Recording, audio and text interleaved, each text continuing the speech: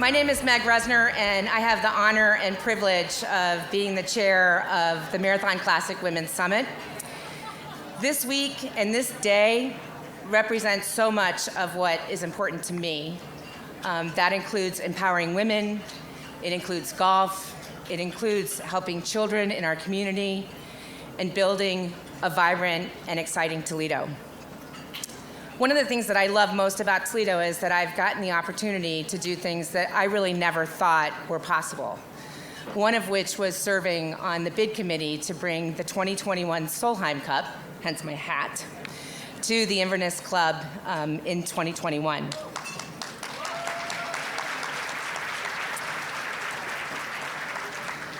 For those of you who may not be familiar with the Solheim Cup, it's a big deal in women's golf. It competes the top 12 US golfers with the top 12 European golfers. Approximately 175,000 fans will attend, more than half from out of the state of Ohio, and approximately 15,000 from Europe. The economic impact for Toledo is estimated at $50 million. Yeah.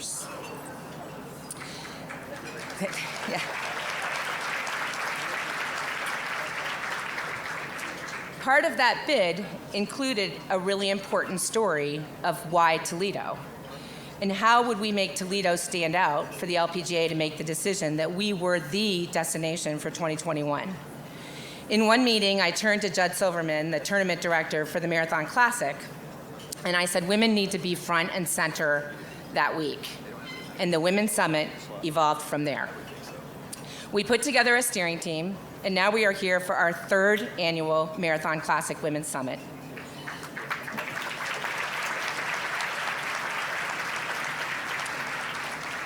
Last year's summit was amazing, and we know this one will be too. I would like all of our steering team members, who you'll see in these bright green shirts, to stand up and acknowledge and thank you for all of your work in putting this together.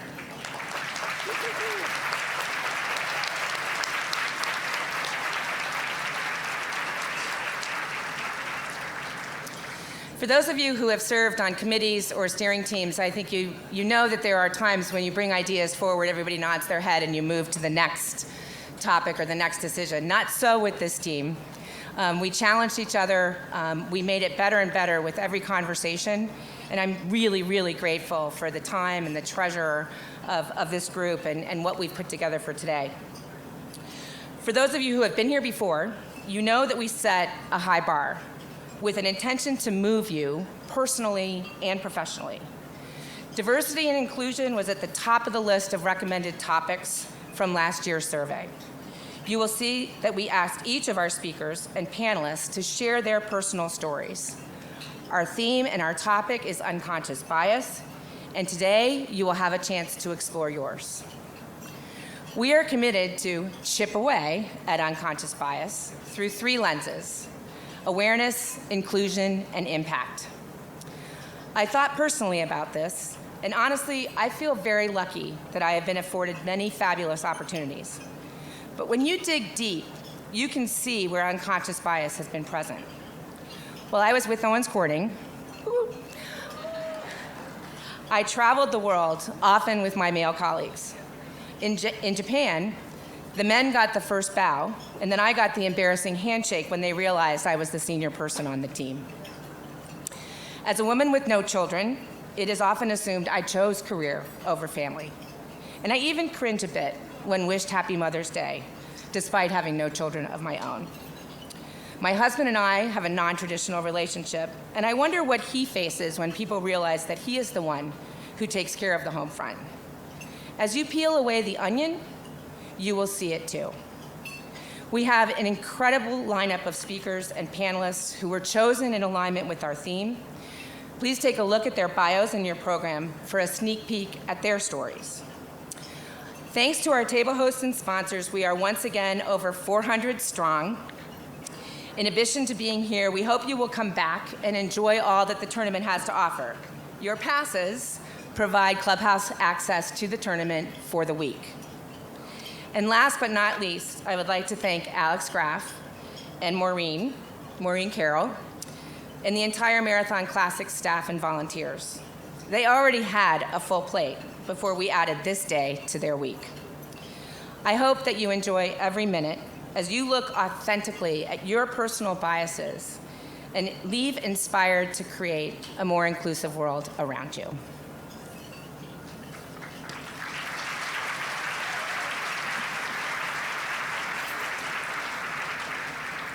And it is now my pleasure to introduce our MC for today. Diane Larson, who you all know, is an award-winning TV journalist and co-anchor of the 13 ABC Action News. She's been bringing relevant news to the residents of Northwest Ohio and Southeast Michigan for the past 30 years. And adding to her numerous awards for her outstanding reporting, Diane is a multiple Emmy-winning journalist who's also earned Edward R. Murrow and Associated Press awards for her reporting. She became only the second woman to be honored in the Associated Press Broadcasters Hall of Fame when she was inducted in 2007. Diane has been honored for her unyielding community involvement, having helped raise millions of dollars for organizations like the Juvenile Diabetes Research Foundation, the Muscular Dystrophy Association, and Adopt America Network. The most influential person in Diane's life is her daughter, who has taught her unconditional love and the importance of listening. Diane strives to be a woman her daughter is proud of, and in turn guides her to be good, kind, and a fierce advocate for herself and her happiness. Diane works with many women who are her daughter's age, and it helps remind her what it's like to be 25 years old, just starting in the working world, and all of the fears and insecurities that go along with it. Diane says that watching her daughter navigate these tricky waters hopefully makes her a knowing and compassionate leader for the young women she works with. And I have no doubt that she is. We are thrilled to welcome Diane back to facilitate the Marathon Classic Women's Summit. Thank you.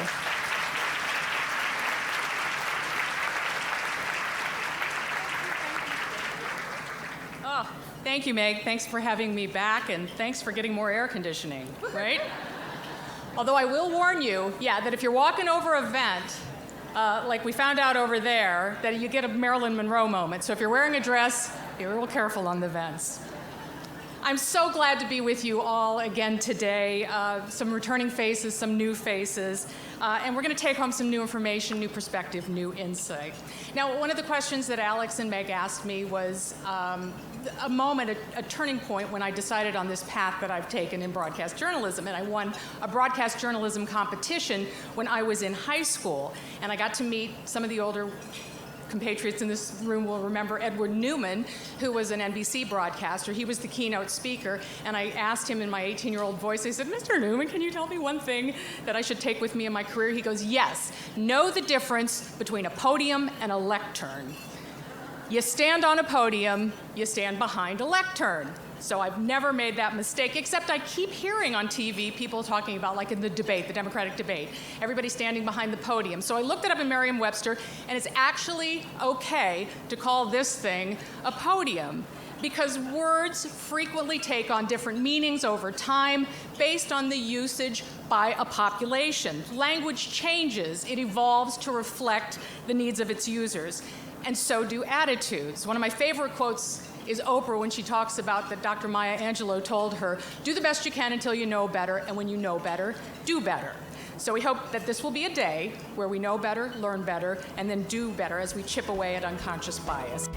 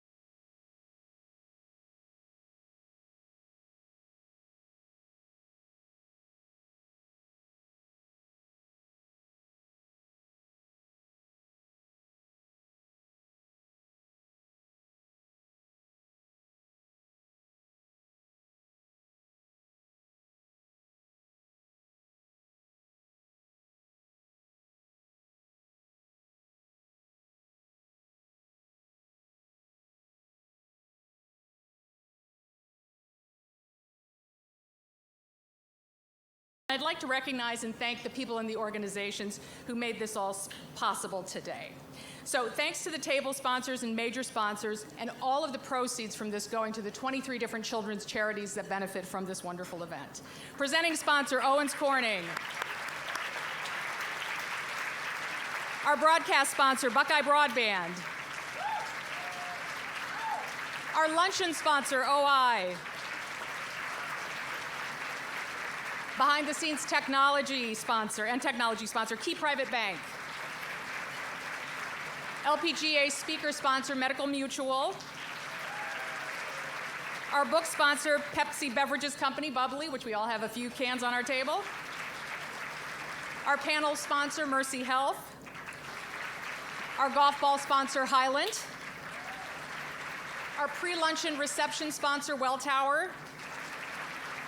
Our post-luncheon reception sponsor, Marathon Petroleum Diversity and Inclusion Office.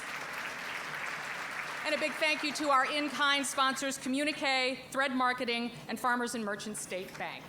Folks that made this day happen.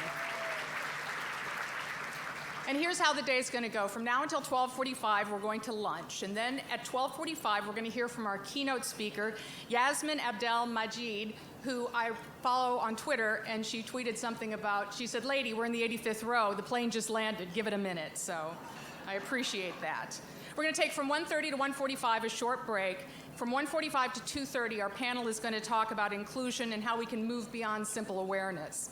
At 2:30, we're going to hear from the Chief Brand and Communications Officer for the LPGA, Roberta Bowman, and LPGA player Lizette Salas. 3 to 3:15, we're going to take a short break, and we're going to round out the afternoon at 3:15 with a mindfulness exercise from the great yoginis, Leslie Chapman and Margaret Penn from Toledo Yoga and Yogaja. And then we're going to follow with some concrete tools to bring some of our practices that we learned today back to our organizations and communities, thanks to the Marathon Diversity and Inclusion team. And we're going to end with the reception and some networking. So we've got a break built into lunch. So again, we're going to be finishing that up at 12:45. But before we do that, I want to say there are 23 local children's charities, as I mentioned, that benefit the tournament and from this Women's Summit. This tournament has raised $11.8 million for children's charities, and we're going to add to that today, thanks to all of you who are here with us today. So we're going to show you a video to learn more about those charities. It's about 11 minutes. Just do a glance up at the video while you're enjoying your lunch and recognize some of the people in this community who you are helping by being here today. Again, there's a break built in. You get to go to the fancy porta potties if you need to, and at 12:45, we're going to meet back here for our keynote speaker. So enjoy your lunch, everyone.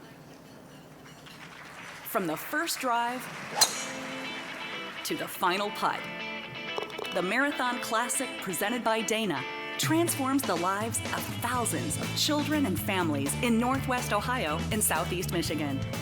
Founded in 1984, the Marathon Classic is one of the longest-running women's professional golf tournaments on the LPGA Tour. More than just watching great golf, the Marathon Classic showcases the generosity of everyone involved, from the golfers to area businesses to the many volunteers.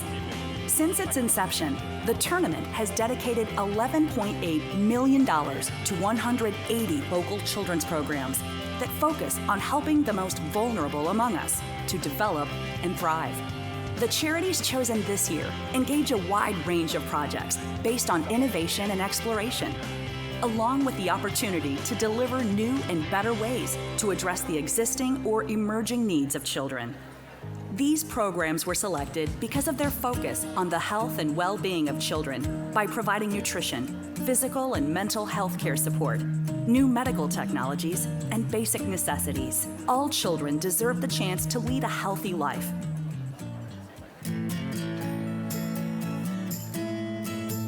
So Parker's purpose, basically, we donate monies to families that have kids with a life-altering illness or disability. We've been fortunate to be around for 11 years, have donated over $400,000 in grant money to roughly about 500 families in this area. We're really excited where we're going and really appreciative to the Marathon Classic for having us be a part.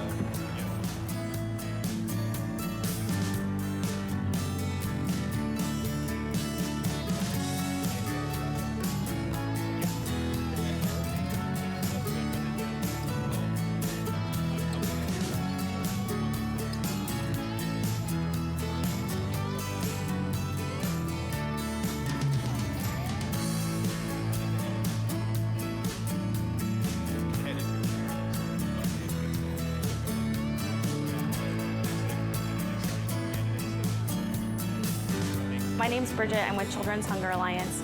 We're a statewide nonprofit agency that partners with after-school programs in Ohio to deliver them an after-school supper.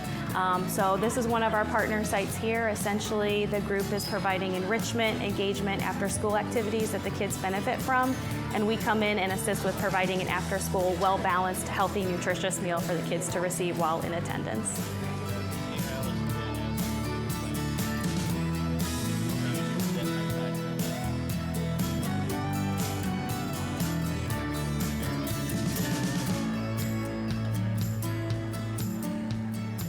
We are at Hancock County Probate and Juvenile Court, and today I adopted the 3 gentlemen that are here with me. SAFI is an agency that does adoption, fostering, and what I am is foster to adopt. And I'm a single parent. I thought I want to have children. This was the next best thing.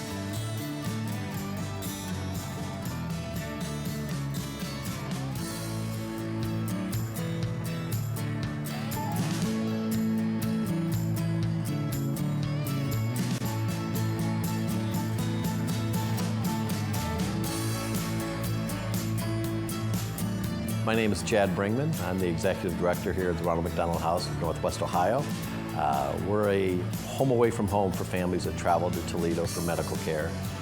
So it gives them a place to come back and relax and rejuvenate, grab something to eat, do their laundry, and most importantly, stay close to their loved one that's in the hospital. Organizations that focus on education also create opportunities for better health and well-being. Children and their families who live in communities with access to quality educational resources are more likely to succeed in school, the workplace, and healthy living.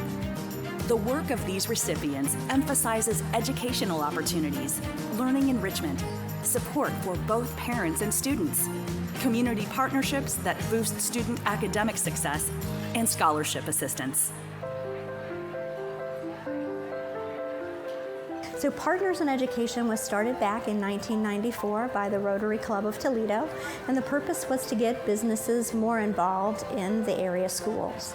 Partners in Education today runs several different programs, including a literacy program, a college and career readiness program, parent engagement program, and school safety program to ensure that students are ready for school, ready for success in life, and beyond that.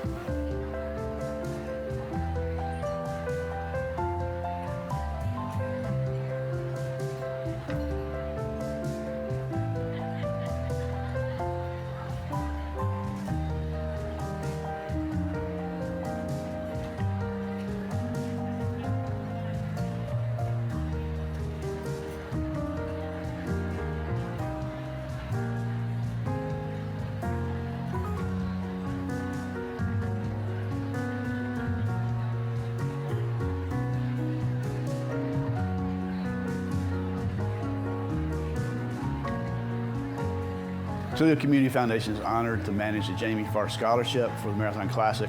We now are, after 20 years and 99 students, over $1 million given away for our future teachers, future doctors, future lawyers. These are the leaders of our community, and we're just proud to be able to provide that leadership.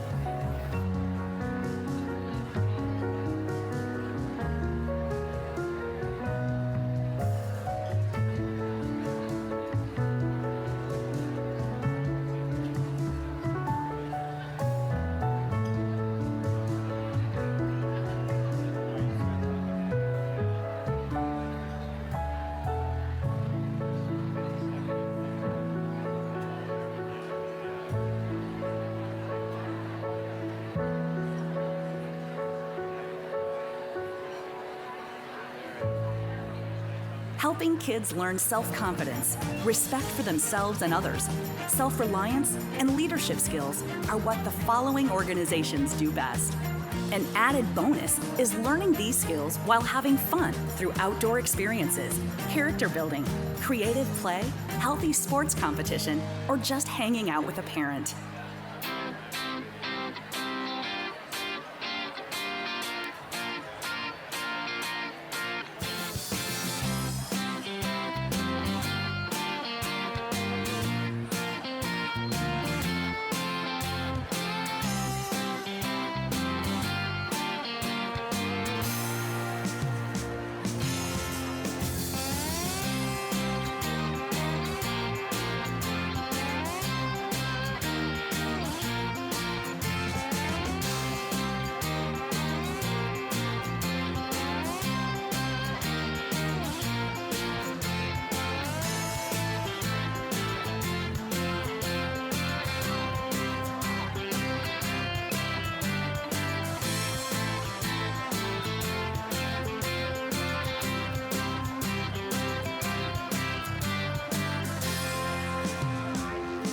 At Children's Rights Collaborative of Northwest Ohio, we provide a safe and secure environment for a child to visit the non-custodial parent. We truly believe that a child has the right to visit both parents whenever possible without having to be caught in the middle of the parental conflicts.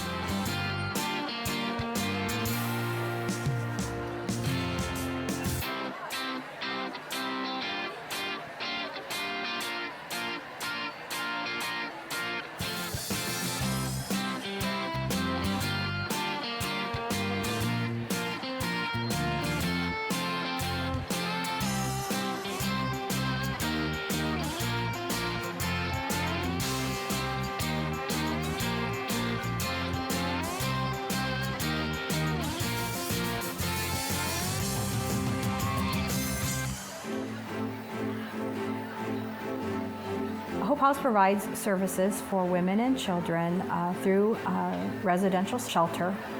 We also have programs for people that need SSI assistance, and there are some programs for families, men, veterans, who just need a little bit of a boost for some transitional housing needs. The bulk of our work consists of a transitional shelter that houses up to 9 families of women and children.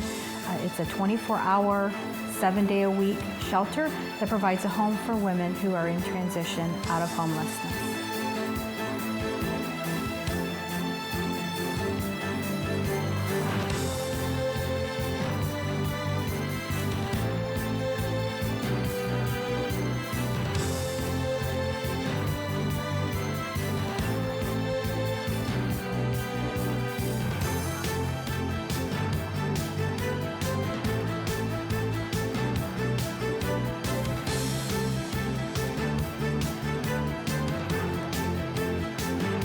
The Marathon Classic is more than just a golf tournament.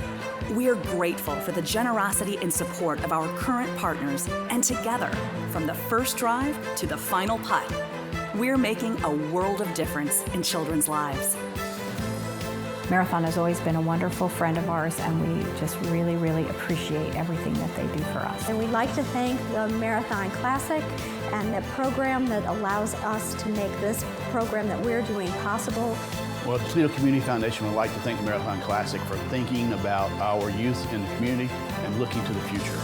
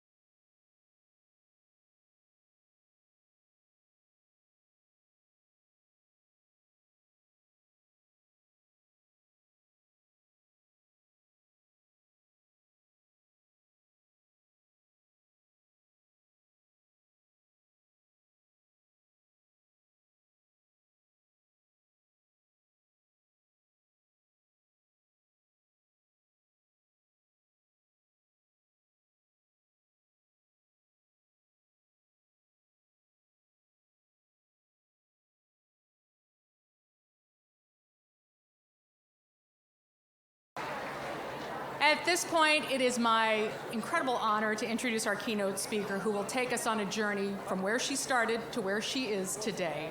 Yasmin Abdelmajid is a Sudanese-born author, broadcaster, social advocate, and digital influencer. So please, let's give a warm Marathon Women's Summit welcome to Yasmin.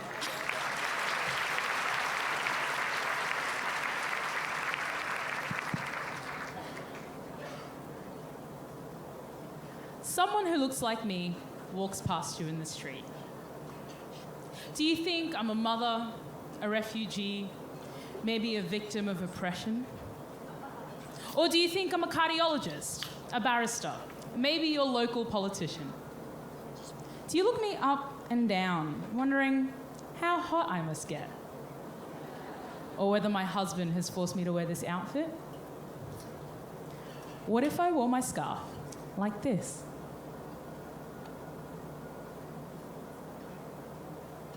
The way the world looks at me and the way that I'm treated on the street depends on the arrangement of this piece of cloth. But this isn't going to be another monologue about what women should or shouldn't wear, because Lord knows we are more than what we wear, right? Apparently. This is about looking beyond your bias. Because what if I'd walked past you and then you'd later found out that I ran my own race car team? Because that's true. Or that I was a boxer for 5 years, because that's true too. Or that I recently learned how to ski because, Lord knows, the mountain needs more black people. It is white out there, folks. It is white. I recently had a family say to me, when they see a black person on the slopes, it's a sign of good luck. And I was like,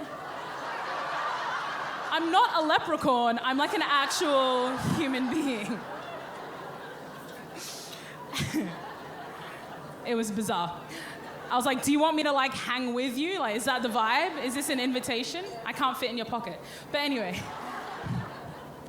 would any of those things surprise you? Why? Ultimately, those surprises and the behavior associated with it are the result of something called unconscious bias, right? And that's what I'm here to talk about today. So what is unconscious bias? Unconscious biases, also known as cognitive biases or implicit prejudice, are the shortcuts that our brains make, right? Because we get 11 million pieces of information at any given point. 11 million. But our brains are like working on Windows 95. We can only process about 40 pieces of information at a time, right? No, like, it's just slow. It's like dial-up speed. Yeah, and you're trying to load Netflix. It's not a good time.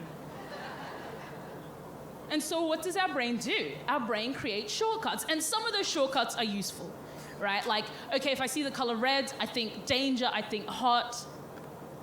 But some of those shortcuts aren't so useful. Because the assumptions and biases that you get from looking at someone like me, well, where did those shortcuts come from? Did they come from research that you've done about what Muslim women like me think and what our position is in life? Or did it come from something that you saw on television? Or maybe something on your Facebook feed? Our biases are not always based on information that's true. And that's why it's important for us to challenge them. Now, what often happens when I talk about this is people say, well, you know what? Like, I don't have biases, right? Or they don't really affect me. I'm going to give you a little example.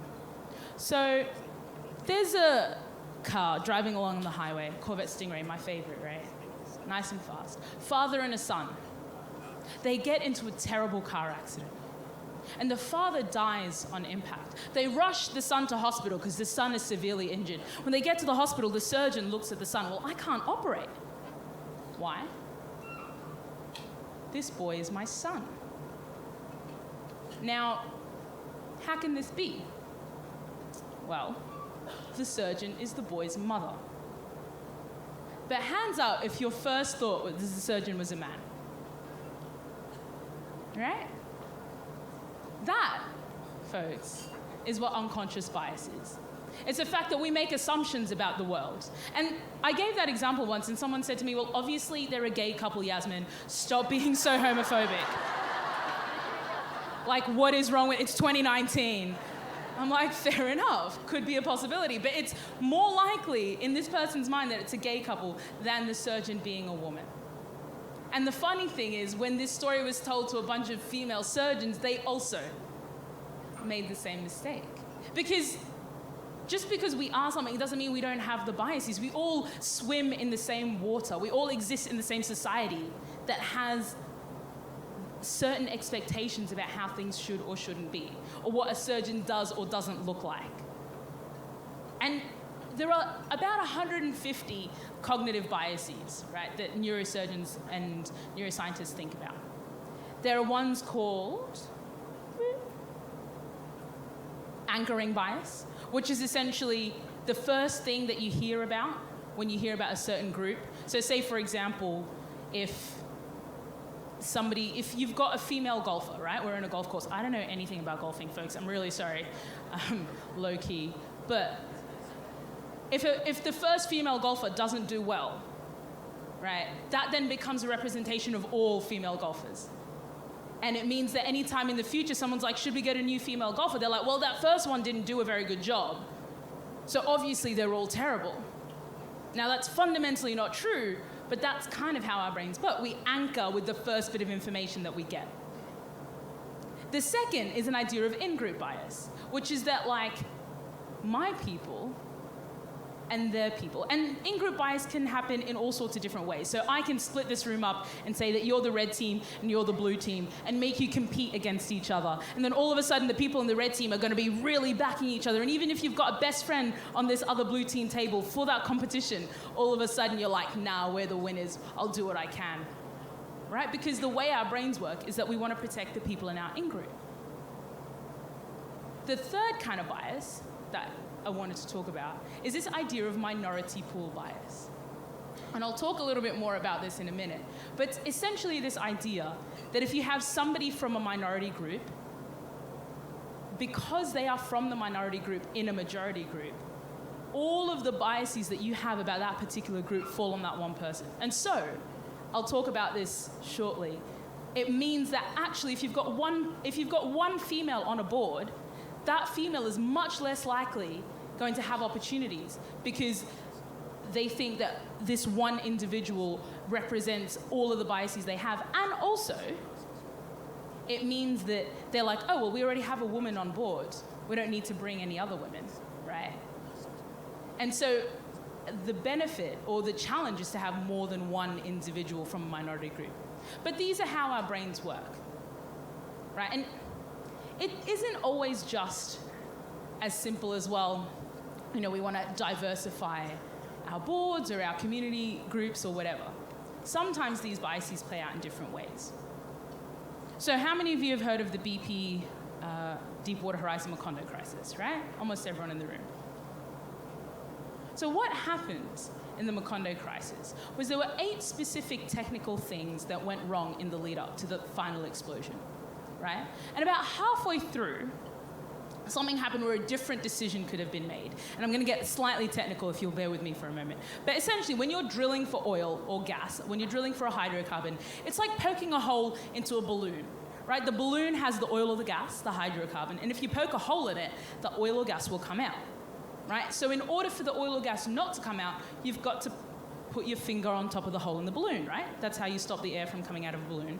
In the same way, when you're drilling, you've got to put pressure on the oil or gas so it doesn't come back up.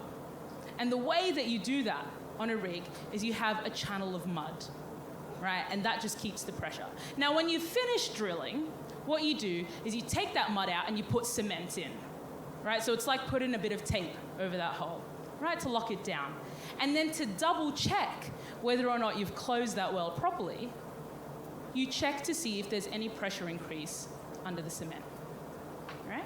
Really straightforward. The way you do it is called an inflow test, right? So you just see if there's any pressure increase. During the Macondo, or just before the Macondo crisis, they did this inflow test, and the test failed. It showed a pressure increase. And that should have been a very clear indication that something was going wrong.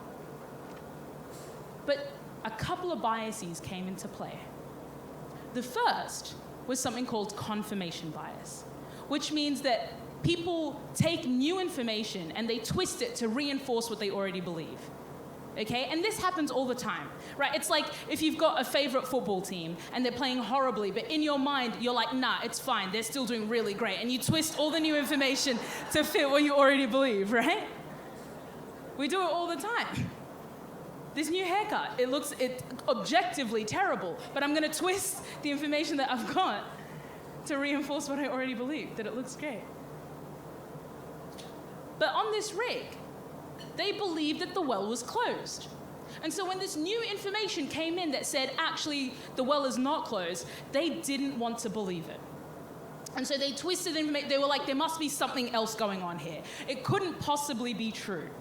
And so one of the senior folks on the rigs said, you know what? I've seen this before. It's the bladder effect. There is no such thing as the bladder effect. The guy just made it up. Right? It's like if my hair was on fire and the hairdresser was like, you know what? I've seen this before. It's the firework effect. I'm like, girl, you can name it what you want. My hair is still on fire. Right?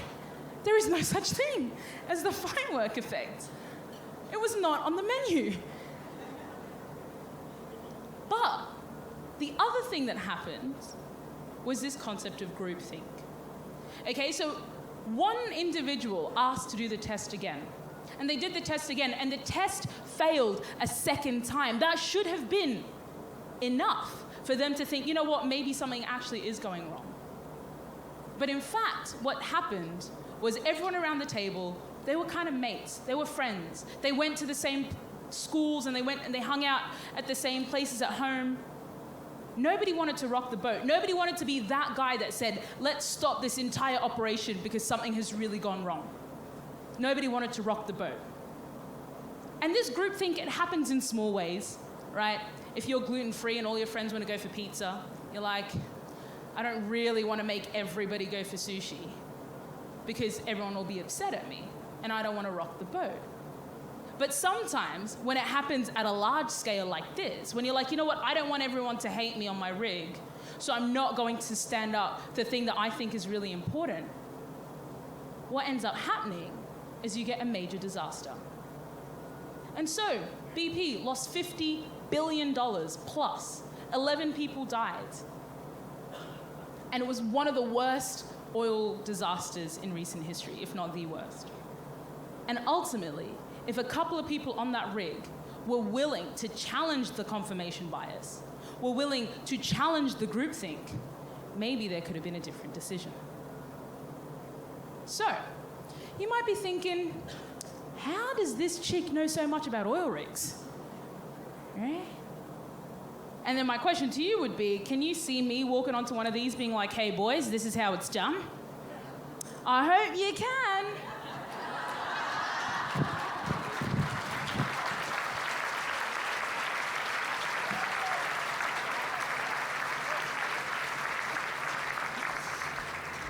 Because for most of my 20s, that was my day job.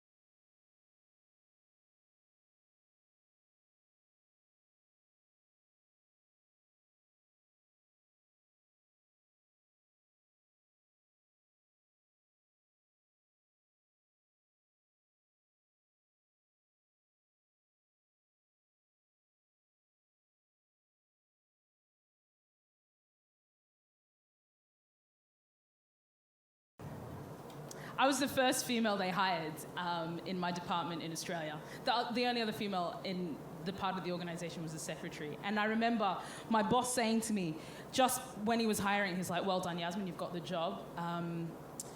Do you need any specialist equipment because you're a woman? And I was like, oh my God, this is the question I've been waiting for my entire life. I was like, yes, I need trousers with more space for my booty. I was like, do you know how hard it is to fit into men's trousers? The struggle is real. I got pancake ass, a long crotch. It's not a good vibe, right? And my boss looked at me with the same look of confusion I get from many men when I talk about my needs. And he was like, sorry, Yasmin, we can't help you with that. And so for 4 years, I had a very long crotch. It was great. And I also remember, so I worked for 2 years on land rigs and then 2 years offshore. And I was driving out to my first land rig. My first job was a very hands-on sort of a job. And my colleague was sat next to me driving and he was like, Yasmin? I'm like, yes, Earl. I've never worked with a woman before. I'm like, mm-hmm. He's like, are you going to be able to lift the tools? And I looked at him. I was like, Earl, mate, you're a Filipino man half my size. I can lift you up. Like, I don't understand where this question is coming from. Bless him, he never offered to help me again. He was just like slightly terrified. I was like, do you want me to lift you up right now out of this car? Like, what's... And, you know, I think I was 21 when I started, so I was really sort of fresh. I went to a Muslim primary school and a Christian high school. I was like a sheltered child, right? And then I went into this world where, you know, and you would hear them on the radio. They'd be like, she's coming. Have you seen her? What does she look like? I don't know, mate. I don't know. But she's got a thing on her head.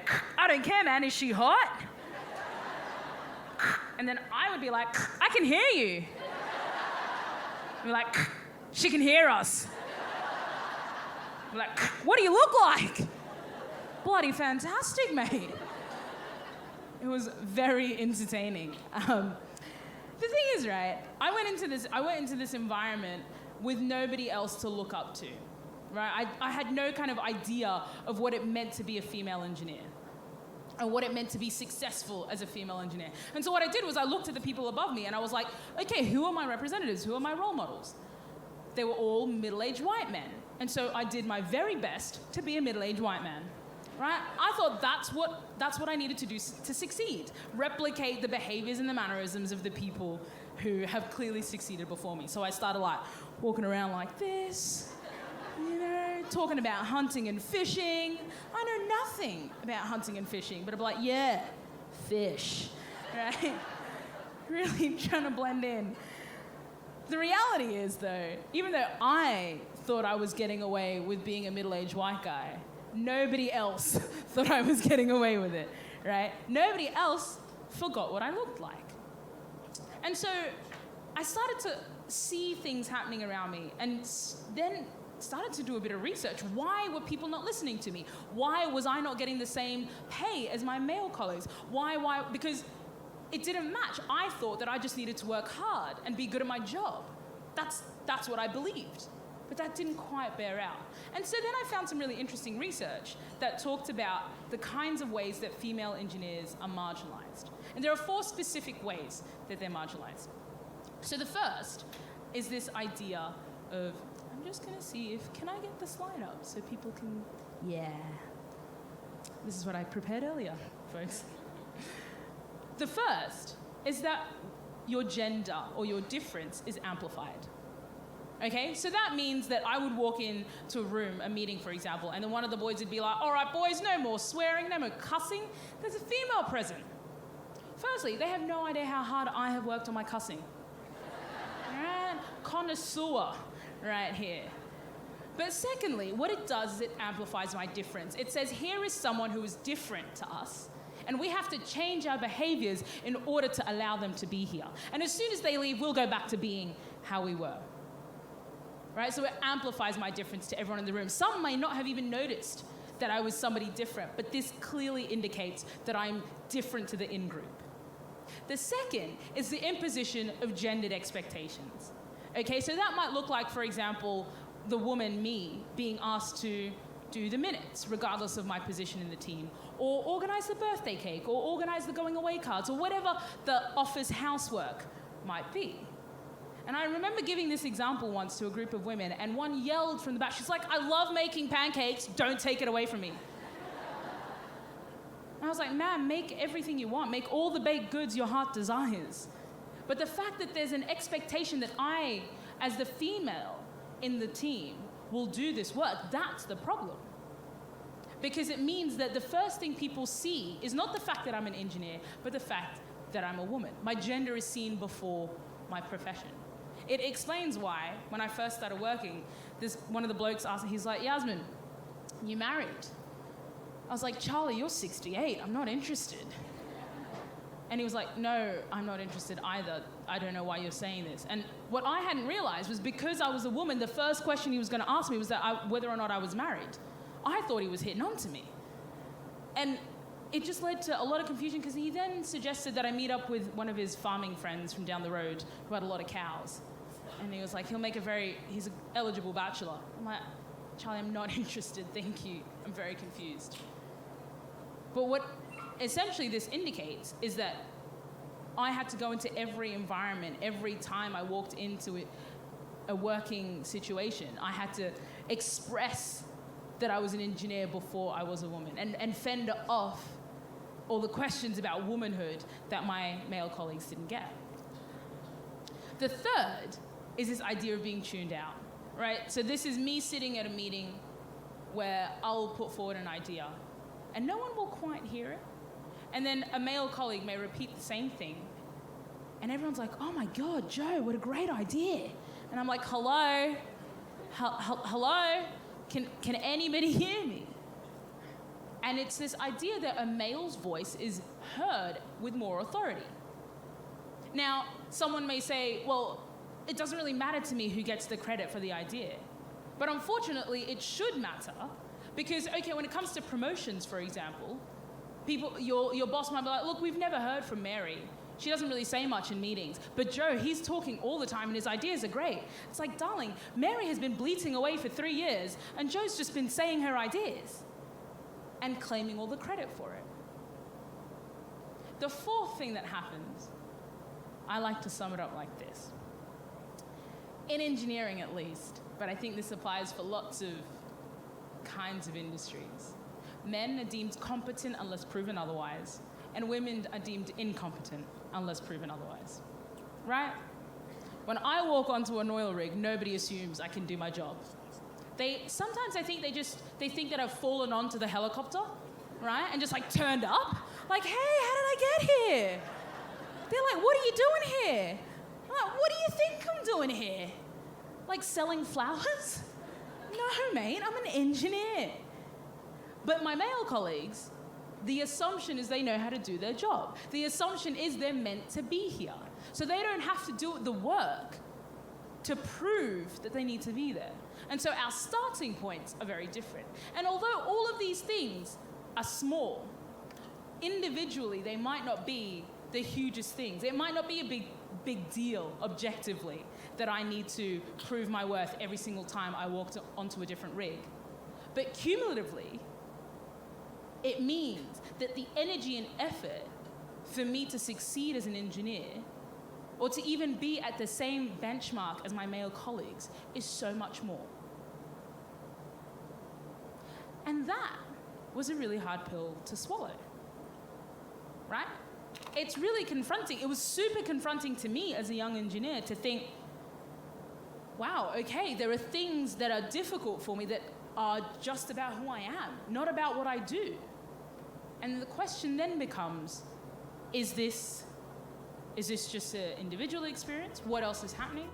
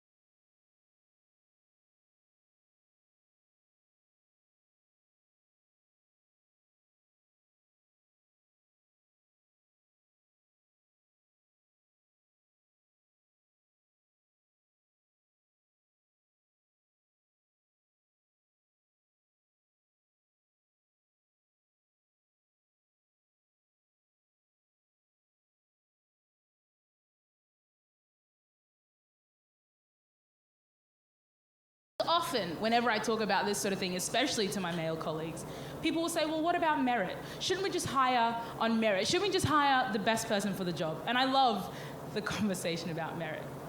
Because, funnily enough, when you look into it, the idea of merit or a meritocracy, companies that say they hire on merit over and above hire middle-aged white men.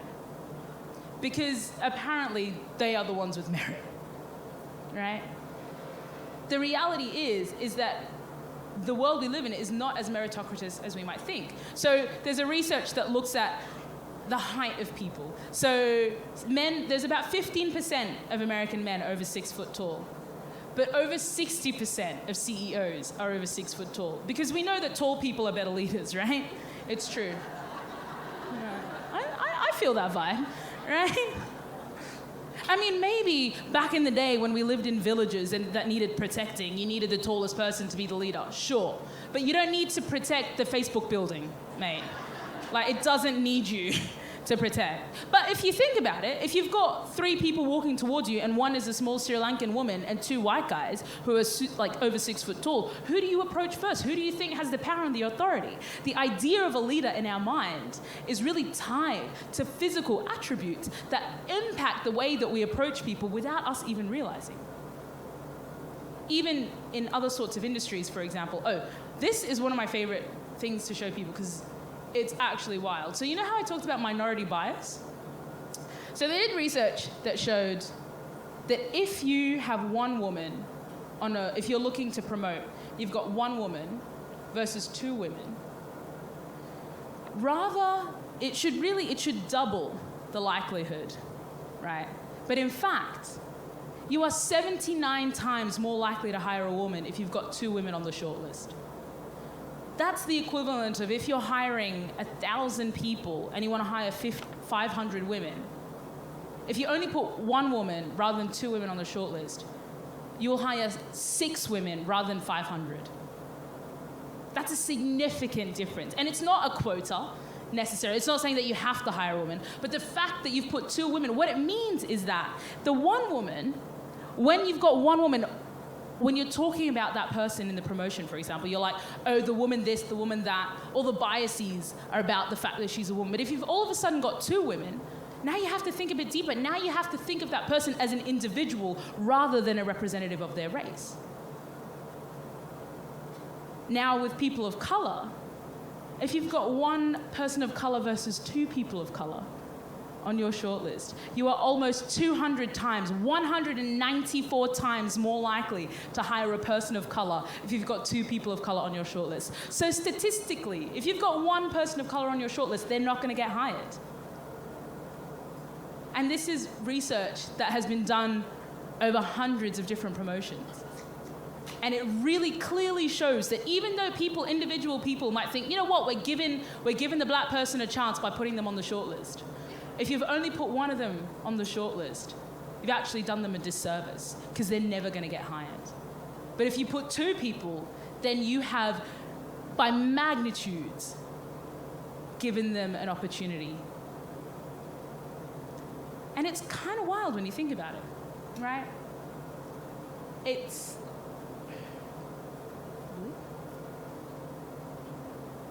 always makes me think, how did I ever get a job?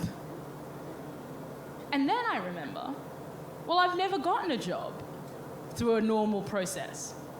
I got first class honors, summa cum laude. I was the valedictorian of my university. And I have never gotten a job. Thank you. And I have never gotten a job through a normal interview process. Because no engineering company saw Yasmin Abdel-Majid and thought, she can drill good holes. Right? I hustled in different ways. I went to tons of networking events. I did non-paid internships that I was really lucky that I could do because I could still live at home with my parents. There were all sorts of things that I did through swings and roundabouts that not everybody gets the chance to do. And that's why these bits of research are really important, because even though it's also quite devastating, the flip side is that the solution is quite simple. Just put 2 of them on your shortlist. It's really not that difficult. So I think there are kind of a couple of ways that we can look at these problems. We can feel that they're deep, intractable problems that don't have a solution.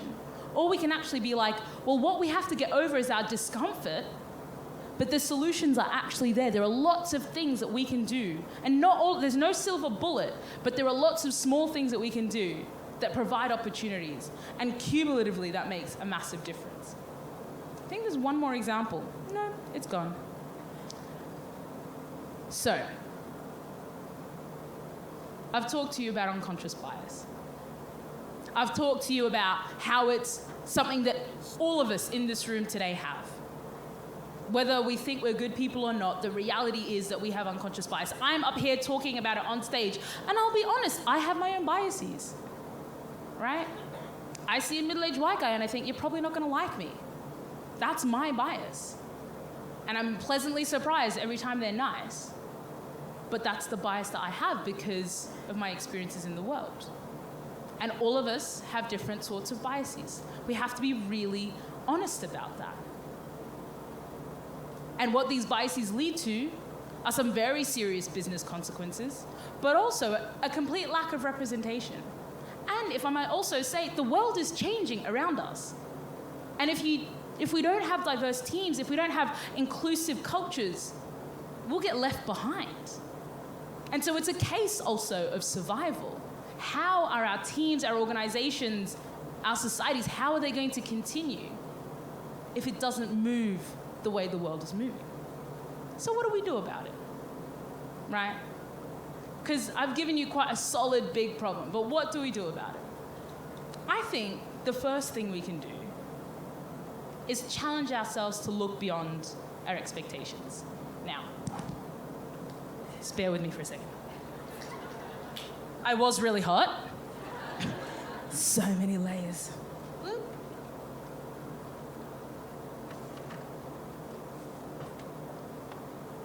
Because this is what I look like, right? Thank you. Very smooth changing process. But I'm also the person that was in those coveralls. And I'm also the person that was in the ibaya in the beginning. I'm the same person. And I wear all those different outfits whenever I feel like it. Sometimes I just want to go to the shops real quick in my pajamas, and so I put an ibaya on, that first outfit. It's hella comfortable. So I'm like, so much airflow, right? It's a good time. Nobody realizes this.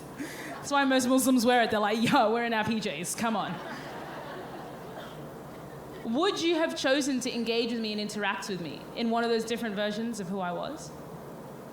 Look beyond the first impression you get. Because the reality is, yes, you can have the bias, but you also have the power to not let that dictate your actions. You can have the thought and be like, well, actually, I'm not going to let that thought dictate this situation. And that is the magic of being humans with brains that control our thoughts and our actions separately. We don't have to do every single thing that we think. So look beyond your first impression.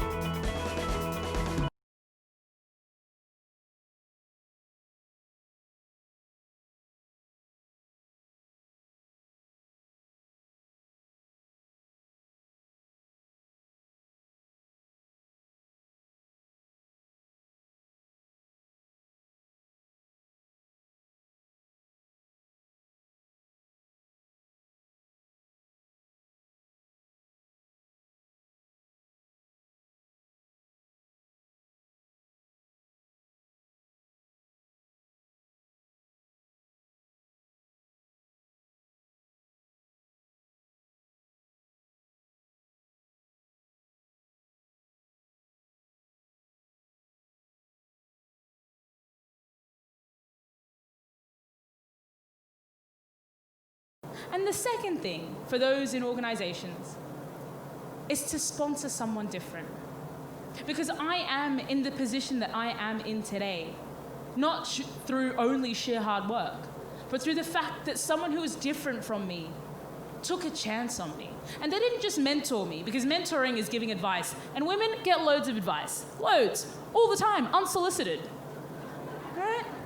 Don't tell me to smile more, mate. But sponsoring is about somebody giving someone an opportunity they couldn't get any other way. There were so many doors that I didn't even have access to the street it was on. But somebody thought, you know what, here's someone who I'm willing to take a chance on. Here's someone who looks like they have potential. And now I'm here. And by virtue of being in this room, every single one of you have access to doors and hallways that others wouldn't even be able to dream of getting to. So use that. It's a renewable resource. It's not something that will disappear when you use it. Your privilege is a gift. Don't think of it as something you need to be guilty about. Think of it as something that you can use to make other people's lives better. sponsor someone different. And if you don't know where to find one, if you don't know where to find someone different, go looking. Ask somebody for advice. And don't worry if you get things wrong, because you will. All of us will. We all do get things wrong.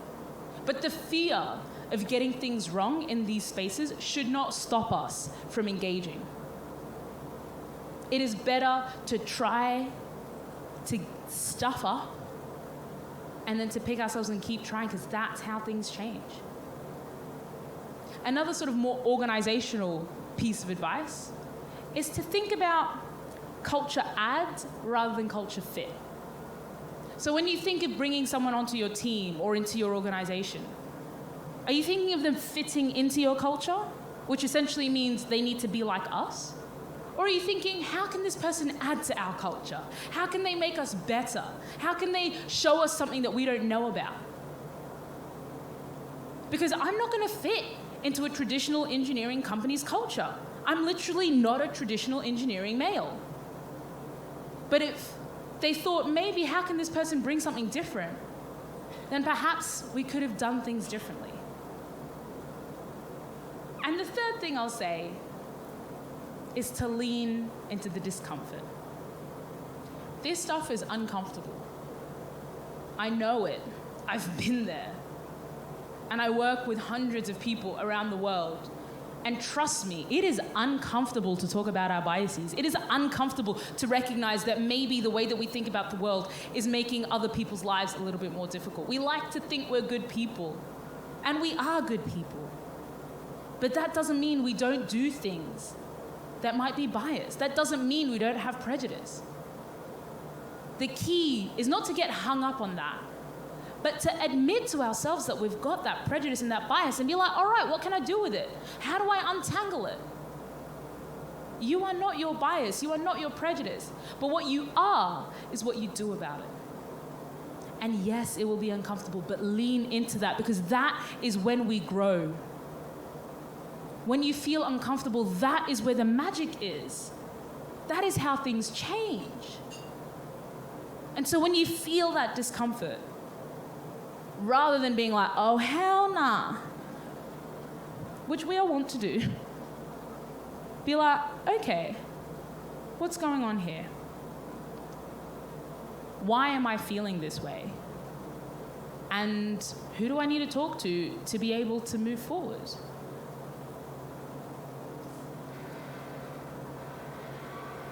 Each and every one of us in this room have access to worlds around us. And sometimes when we look at what's happening in the world and on the news and everything, it can feel overwhelming. I know I feel overwhelmed sometimes.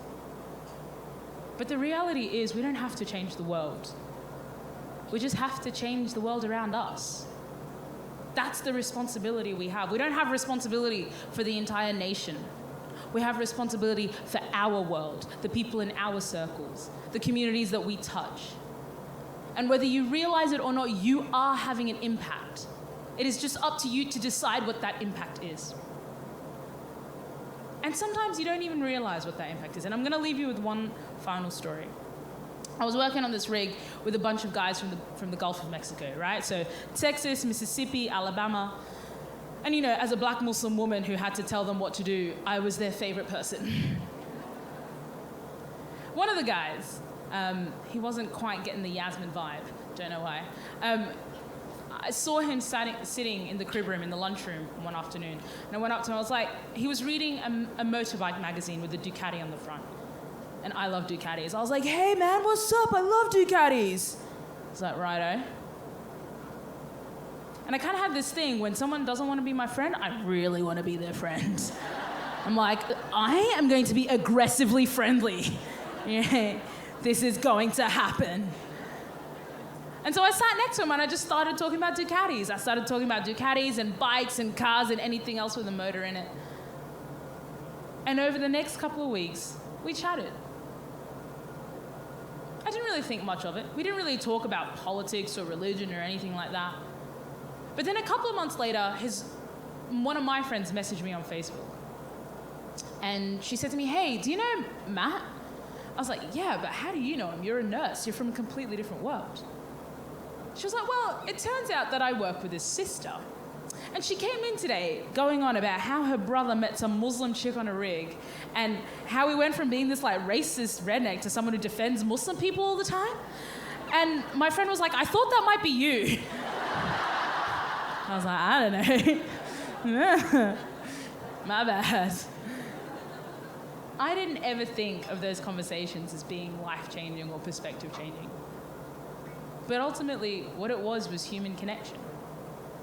And at the core of all of this is the capacity to see each other as human, the capacity to have empathy, the capacity to care genuinely about people who are different to us. And I know that that's possible.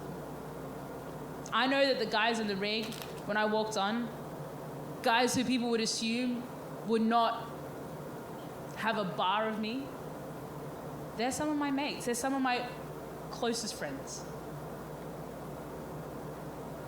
And so I want to leave that with you, is do not underestimate your capacity to change the world around you. All the things that you say, all the things that you do, they do impact the people around you, whether you realize it or not. You're already doing that. It is just up to you to choose how much you want to use that. How intentional you want to be in this life. And that is within your hands, folks. So, don't underestimate your power and make the absolute most of it.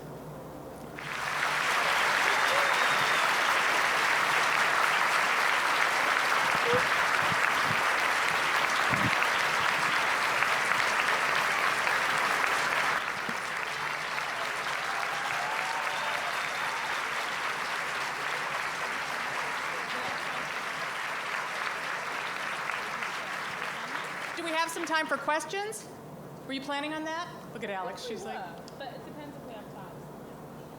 okay, I guess Does if we anyone have have some a question? questions, if anybody has a question, we can. I'm going to take her back. Absolutely fantastic. Thank you so much. I'm just curious, have you ever done a talk like this to a room of male professionals, and how was their response? Yeah, thanks. So the question was, have I done this talk in front of a room of male professionals?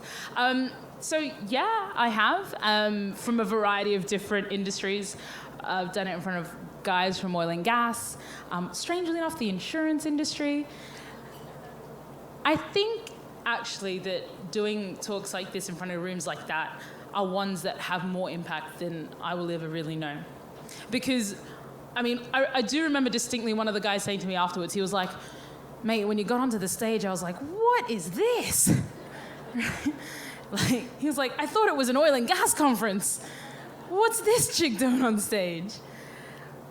But by the end of it, he was like, oh yeah, you were pretty cool, right? And I mean, that's the best sort of compliment I'm ever gonna get from an oil rigger, right? For me, doing this work is not, it's not the whole answer, right? But what it is, it's about raising awareness, raising consciousness about this idea and opening a space for conversation.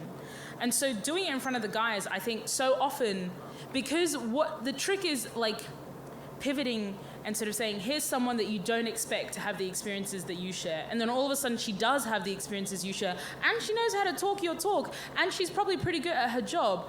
What? All of a sudden, the assumptions they have don't make sense, and then there's this space for something new. And that is where I want to try to take people, into a space where there is an opening for something new. It's always the stuff that makes me the most nervous, right? Because every once in a while, someone will decide to heckle. But I've also worked on oil rigs, right? So I'm like, brah, come at me.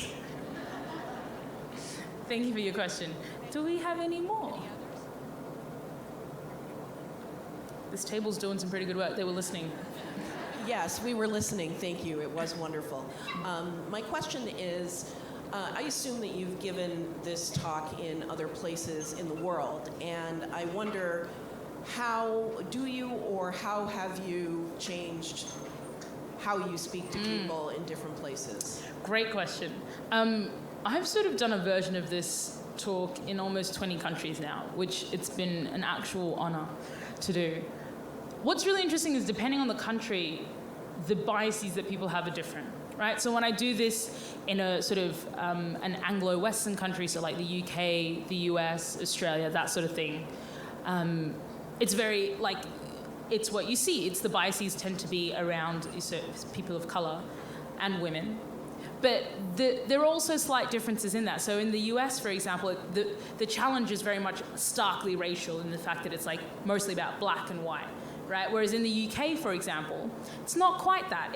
You've got sort of South Asians, so people from Pakistan and India, and class is a bigger issue in the UK. And so some of the conversations I need to have are around class. But then when I go to a majority Muslim country, for example, the language that I use about biases and the way that I get them to have intentions around certain things, I might use language that is actually based around the faith and saying, well, this is actually what the faith says that we have to do, which is be equal, and it's like an incentive or an imperative that is beyond what I'm just telling you to do to be a good person, but is a faith-based one.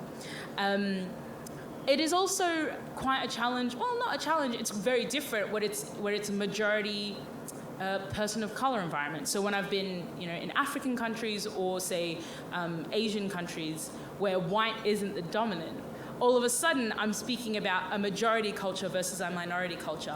And I have to be a lot more sensitive, actually, because sometimes they're not used to talking about issues to do with race. They're not used to talking about these things so explicitly. And I have to not dress it up as an individual imperative, but what is best for the collective, because the society is built a bit differently. So it is something that I have to think about. And sometimes I don't always get it right, but I try to do my best. Yeah, thank you for the question. And you did your best today. Thank you so much, Yasmin. You're fantastic. Thank you. And we're going to take a quick break. We're going to come back with a panel discussion and maybe learn a little bit on how to use what Yasmin taught us and how to actually make that part of our daily, weekly, monthly, lifetime practice.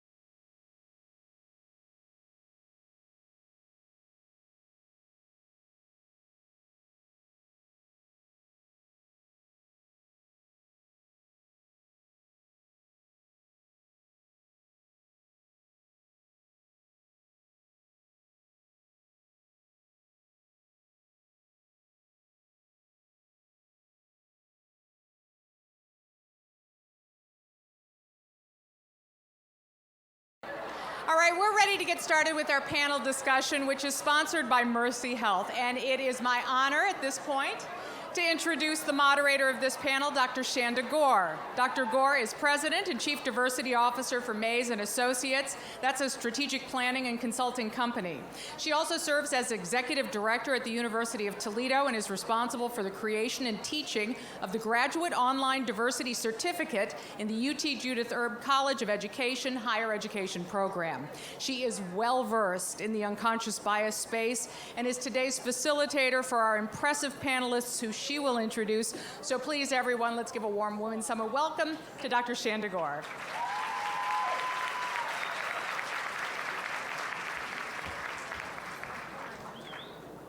Thank you, Diane.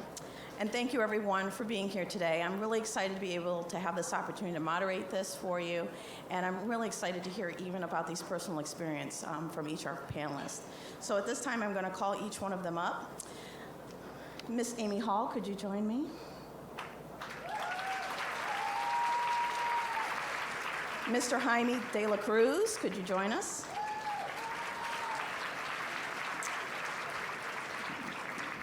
Dr. Bina Joe, could you join us? And Miss Musette Shatta, could you join us? Excellent. So I'm going to ask them to go ahead and have a seat, and I'm going to ask each of them to provide about 30 seconds of just an introduction of themselves. And then I know that there's some bio information that's in your booklets, so on the table you'll see that, and we'll be asking them to expand on those stories. And so I'll also share some information. So I'm going to start right here. My name is Amy Hall. I am president of Ebony Construction. We are a highway contracting company here in the city of Toledo. I am second generation. Actually, the company was started by my mother 30-something years ago. I'm second generation. My oldest son is working for me, and we're third generation. And so I'm a hometown girl, left thinking that I would be gone, went to University of North Carolina in Chapel Hill, and found myself coming back about almost 16 years ago. Father died of a massive heart attack, no brothers, no sisters. Died on Sunday, buried him on Thursday, named president on Monday. I moved home, 9 months pregnant. 30 days later, had my third son, 2 weeks later working, and life has been amazing. Excellent. That was great 30 seconds. Amazing. Wow. Jaime. Okay, my name's Jaime De La Cruz. I work at Marathon Petroleum Company. Been there for 20 years. Variety of positions. I'm an attorney by trade, so I started with the company back in '99 as a law intern, and then was a lawyer for the next 8 years there. Was an HR labor attorney. I got to jump the fence into the business and become an HR manager at 2 refineries. I was an HR manager for 8 years. And then for the last 3 years, I've been in my current role. I have accountability for the company's diversity programs, recruiting programs, and HR compliance programs. I'm married to Elizabeth, my high school sweetheart. We've been married 22 years. We've got 3 kids. We have 3 kids. My wife and I, we are from San Antonio, Texas, born and raised. I'll talk a little bit out here in a second, but went to school in St. Louis, Missouri. The reason I was in Ohio, and I'm in Ohio now, is because I came up to Ohio for law school at Ohio Northern University, and I had every intention on just having a 3-year pit stop and going back to Texas, and it's been over 20 years. So, thank you. Excellent. Thank you. I'm one of you, just given a very lucky opportunity to have a microphone to do the thing women love to do, to talk. So thank you, Meg Resner, for this wonderful opportunity. My name is Beena Jo, born in India, 8,000 miles away, and 19 years in Toledo. Little girl with some work to do and some kids to raise was probably what my parents thought it would be. But here I am. I'm in the executive leadership team of the University of Toledo College of Medicine. I chair a department of physiology and pharmacology. I am the founding director of the Center for Hypertension and Precision Medicine. Yada, yada, yada. I have PhD students, etc. I can go on. It won't be more than 30 seconds. But what I also love equally is the opportunity to raise my family here in Toledo, my 2 children, and my husband, who is ever supportive, working hard. He's at the University of Michigan, and having me have fun here at the Women's Summit. So it takes a village to raise a kid, but it takes so many men and women to raise a woman to where we need to be. So we'll talk more. So thanks. Excellent. Thank you. So first, I want to apologize for wearing this really short dress in front of people up here. I did not know I would be up here, so I will be doing a lot of this. My name is Musette Shatta. Oh, yes, please, thank you.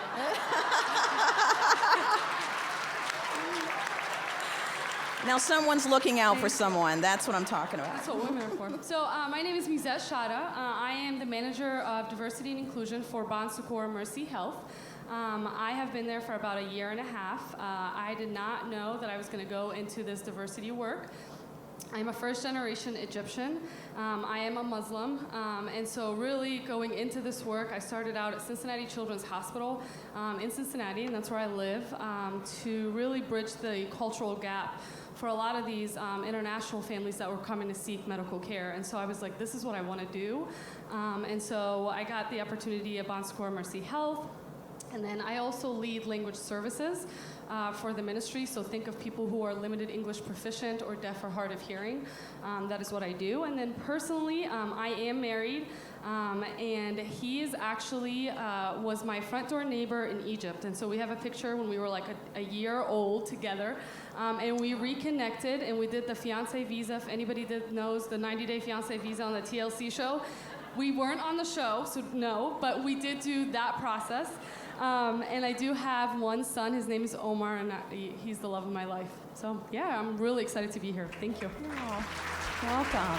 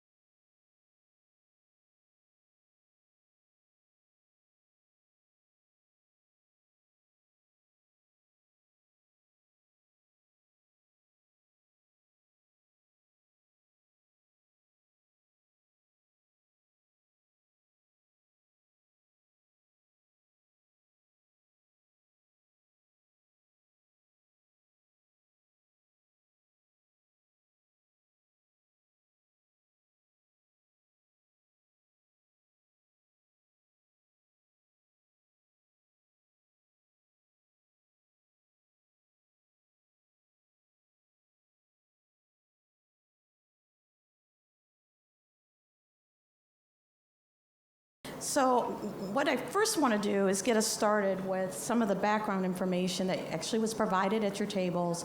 I would like to ask the panel to go ahead and expand maybe something they weren't able to provide in the quote, because you've only got so much space to provide some insights. And so if you could, think about the story that you provided, and then if there's something more you can add to that story, maybe blow it up a little bit more. I know I had a story in there too, and I can provide a little insights on that. So I'm going to actually start with the left right here with Amy.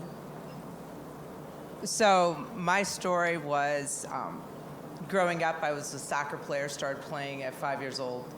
But what I didn't know is that I found a picture of my grandmother. So in 1924, my dad's mom, I come from a biracial family, white mom, black dad. My dad's mother actually played for the 1924 Ohio State Women's Championship soccer team. So like, who knew? Wow. Right? That's very cool. So long story short, I'm this little girl playing soccer. It was before sports were, it was one sex, so now sports are single sex, so I was like the only girl. And I was the girl out there, I'm running around, I fell down, I couldn't cry, sometimes I didn't get a chance to play, and I didn't get a chance to play because of what we're here to discuss today, the biases and things that people don't even realize that they have. And I was also the girl who the coach swatted all the boys on the butts, going like, go get him. And so he swatted me on the butt and said, go get him toots. So I was that girl. But what I've always been able to do, and I think the biggest thing for me, is that you have two choices in life.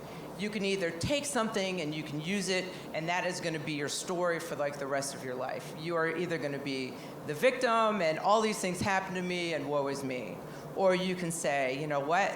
This is what I've learned. Here are all the tremendous assets and things that I've been able to gain through this, and how can I use them to be my best self? And my whole life has been all about taking adversity and hardship and tough things and turning around and making it all about who I am and how I can use this to be my best self. Growing up in the 60s and the 70s as a biracial girl, I had no peers. And so life was tough. Life was very different for me. You're never white, you're never black enough, and so you just didn't really fit in. But what I realized today, segueing into the soccer story, is that I'm no different than anyone else, and that we all have way more commonalities than what we do differences. That's right. And it has allowed me to be compassionate, it has allowed me to be aware, it has allowed me to be tuned in to the people around me and how other people must think and feel in moments in which they're the only one. Just like I was growing up, always the only one. And so it has been just tremendous. allowed me to look at my children and to raise my children very consciously. It has allowed me to take an industry, a very white male-dominated industry in the highway construction industry, and help infuse and enlighten just a little bit and make aware the level of consciousness of where we are today, but however, where we need to be moving forward in order to continue to have a viable community. Excellent, excellent. Jaime. Okay, so as I mentioned, I'm from San Antonio, Texas. I'm second generation American. And when I grew up thinking I could do anything, I could achieve anything, because that's what my parents taught me from a young age. And I grew up around a lot of people that look like me. I'm Hispanic. My grandparents come from Mexico. And so, but there was never a doubt in my mind that I would be a success. And my dad, in particular, would always tell me that I can and I should go out and achieve whatever it is that I wanted to do. But he would tell me a story that, hey, it wasn't always the case. And when he was growing up in San Antonio, it was much different. He said that when he was growing up, he had hopes and dreams, just like every other kid. And he tells a story of him being in high school, just ready to meet the guidance counselor to learn about what the guidance counselor thought that my dad could do for a living. And my dad had these images of being a lawyer or a doctor or a policeman or something like that. And when he met with the guidance counselor looked at him and didn't see any of that. The guidance counselor instead looked at my dad and saw someone who could work probably at a supermarket washing vegetables and washing fruit. He says, hey, Vic, you're good with your hands. You could do that. That could be something for you. And my dad was deflated. And he was deflated because he said, Jaime, I had all kinds of expectations for me, but I realized then that no one else did, right? No one else did. And so he didn't want us to grow up in that environment. And so from the moment we were young to the moment we got through school and so forth, we were told, you can do anything. And I believe that. Then I moved to St. Louis, Missouri, right around the time I'm getting ready to graduate high school. And I love St. Louis. It's a great town, but it's a very different town that I grew up in. And there's not a whole lot of people in St. Louis that look like me, right? And so the looks that I used to get in San Antonio were encouraging. The looks I got in St. Louis were not so encouraging, more so puzzled, right? Like, who am I? What am I all about, right? So in St. Louis, as a kid, in high school, getting ready to go into college, I came across in what I would consider to be intolerance, but it stemmed from unconscious biases. When people saw me, they saw something else, right? So there I was, a 17, 18-year-old kid. I had an older brother. My older brother was going to college. We were both living at home with our parents. One of our neighbors called the authorities, thought that they were illegal immigrants living in a house and wanted to fix the situation. I could remember being in college and then talking to an admissions counselor and telling him who I was, my name, Jaime de la Cruz, and the counselor insisting on seeing my Social Security card. And then when I couldn't produce it, I can recall the counselor saying, with a name like yours and with someone who looks like you, you should always carry that in your pocket, right? And so you have enough of those experiences, and all of a sudden things, they don't look as rosy as they looked before, right? And so yes, you start wondering, hey, can I overcome this, or am I going to be a victim, right? And so I choose to overcome it. When I was in St. Louis, I overcame it with my family. We came together. We were close. But then we graduated college, went into law school, moved to Northwest Ohio, and I can remember my first day at Marathon and wondering, oh my gosh, is this the place for me? Am I going to fit in? And I can remember the moment where people wrapped their arms around me and they said, hey, you're with us, right? You belong. And I can remember feeling relieved, and I can remember feeling like, hey, this is what it's supposed to feel when you're included, right? When people aren't judging you based on how you look, it's supposed to feel this way, right? And so what I've wanted to do for the 20 years that I've worked at Marathon is create that environment for others. Certainly in the job I'm in now, that's all we're trying to do, is to create an inclusive environment where people can come to work and be their true, authentic selves, where they don't feel like they have to unzip their bodies and hop into some other bodies and adopt some type of fake profile because they think that's what it takes to succeed. And it's rewarding work. It's tough work, as the folks up here will tell you, and as I'm sure you know, but that's what we're driven to do. Excellent. Thanks. Thank you. Thank you. Thank you. Bina. Yasmin alluded to this a little bit in her talk. Unconscious bias is all physiology. We are wired to have unconscious bias for a real good reason. For thousands of years that humans have evolved, we have this fight or flight response. So the amygdala sends messages to the hypothalamus and then to the adrenal. A lot of words, but our bodies know what to look at for familiar and distinguish that from unfamiliar. So when you put an unfamiliar object in a familiar situation, your brain doesn't work. So it takes us some time to change that over. That introduction, my name being Joe as the last name, how many of you think is super cool? Thank you. Nobody. Okay. I blame my father for that. I was raised a Catholic in India, and Catholics are a minority. Christians are a minority in India. So we still have traditions in India for girls, no matter what religion. You take on your dad's name as your last name. My dad being Joe, I got Bina Joe. And then life went on.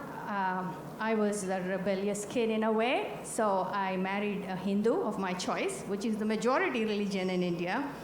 And by then I had a paper published already with last name Joe.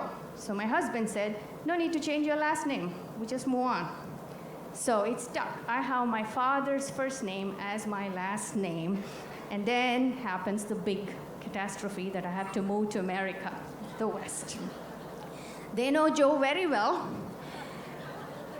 Joe is an example of a first name, of a male individual. Only one movie I saw, I think it was about the tornadoes, there's a Joe who's a scientist, and I said, wow, how impressive. You know, so that's how I was an odd person. So I go to the DMV and tell them, find Bina Joe. Nope, name not present. Well, can you find Joe Bina? Sure enough. So they do switch it. And then when I walk into my doctor's office, which is in your pamphlet, he's the first one who was brave enough to tell me, are you Bina Joe? I said, yes. Well, I expected, no offense to any race here, a white, Caucasian, male, big person, truck driver in front of me. Not you. It was no offense. It was just, a humorous moment for how it is different. A positive spin on unconscious bias there is, I have written many grant applications, and people don't see the face, people don't see this, and they see Joe. So I wonder, is all my success because my father had my last name as Joe? Probably a percentage of it is, I'll never know. My point is, we all have opportunities in life. Mine was a name opportunity. If that has helped me to come up to this podium, so be it. Whatever it takes for us to go from unexpected to expected. We are going from expected to unexpected. We need to go from the other way. We need to become normal. Normal in the sense, a new normal of somebody wearing an Indian dress to come to the Marathon Classic Golf Women's Summit. I'm sure 99% of you would not have seen an image like this to come to this. And it's a statement in a way. All of us have statements to make in our workplace, at wherever we are, to our children. We can make statements in subtle ways, in really determined ways. The power is ours. The one power that works for women is grace. Merit always works, but we have such grace that we have evolved to nurture. If we use that in our workplace, I have found that to be most effective to say who we are and what the world should change around us for what we are and how they should welcome us and make this a new normal. So all of you have that power. Just think about which one to use at what time. We would have done this in a blink of an eyelid, if so be it, one day. And the men will have a men's summit, and we'll be out there doing our thing. Thank you. Thank you, Bina. Musette. I will tell you, I am one of the people that is very happy that you wore this today. Very, very happy that you wore this today. So before I share kind of my story, there's a little background. So I used to live in New York, and I lived there. My dad actually worked downtown when 9/11 happened, and so a lot of people in my school knew I was Arab, and they knew I was Muslim. And before then, I don't think a lot of people knew about Islam and Muslims and all of that. And so I was getting picked on all the time, right? You know, where's Osama bin Laden? What do you do? You know, this, and this, and this. And I've always in my life been picked on because I'm Arab and because I'm Muslim. And so coming to the summit, I was thinking about, okay, as a woman though, where was there something where there was a bias against me, and not because of my race, and not because of my religion. And that's really what happened with my story, was when a person where I was working was introducing a male colleague as the CEO or as a director, and introducing me as her little Egyptian princess. And I will tell you, it was a shock. I was like, wait, what? Did she just say that? No, I'm dreaming. She kept doing it the whole time. Every person we met. Then it got worse. We then went to her office to talk about strategy and talk about all of that. And she said, oh my God, I have to share this story with you. You're gonna love it. I said, what? She said, you know the Moses movie? And I said, uh-huh. She said, I watched that with my kids all the time. And we dress up like little Egyptians. And we put towels around our heads like turbans to pretend like we're Egyptians. This is my second day on the job. This is my first big girl job. I'm not gonna go there right now. So I just kind of paused, kind of said, uh-huh. She showed me pictures. And this is in front of all my male colleague who's also very new to the organization. And so we are literally just shocked that this is happening. I will tell you, I did not talk to her at that moment because it was not appropriate, because I was not at the right mindset to have a conversation. But later on, I did address it and talk to her. And really what I found is, take these moments as teaching moments. And I know we say that all the time, but it's easier said than done. It is very hard, right? Because you have to kind of just take a deep breath, right, and talk. And this was not she was not intentional. She was trying to connect with me. It was that human connection she was trying to do. She did it the wrong way, but she was trying to connect with me. And so really just being able to talk to people and having those conversations. I always tell people, I don't get offended. Just ask me, right? Tell me. Don't say, I'm sorry if this is going to be offensive. Don't start with there. Say, I want to learn. I want to ask you this question. And then with those biases, as you kind of hear them in your brain and you ask those questions, you start self-correcting yourself. Excellent.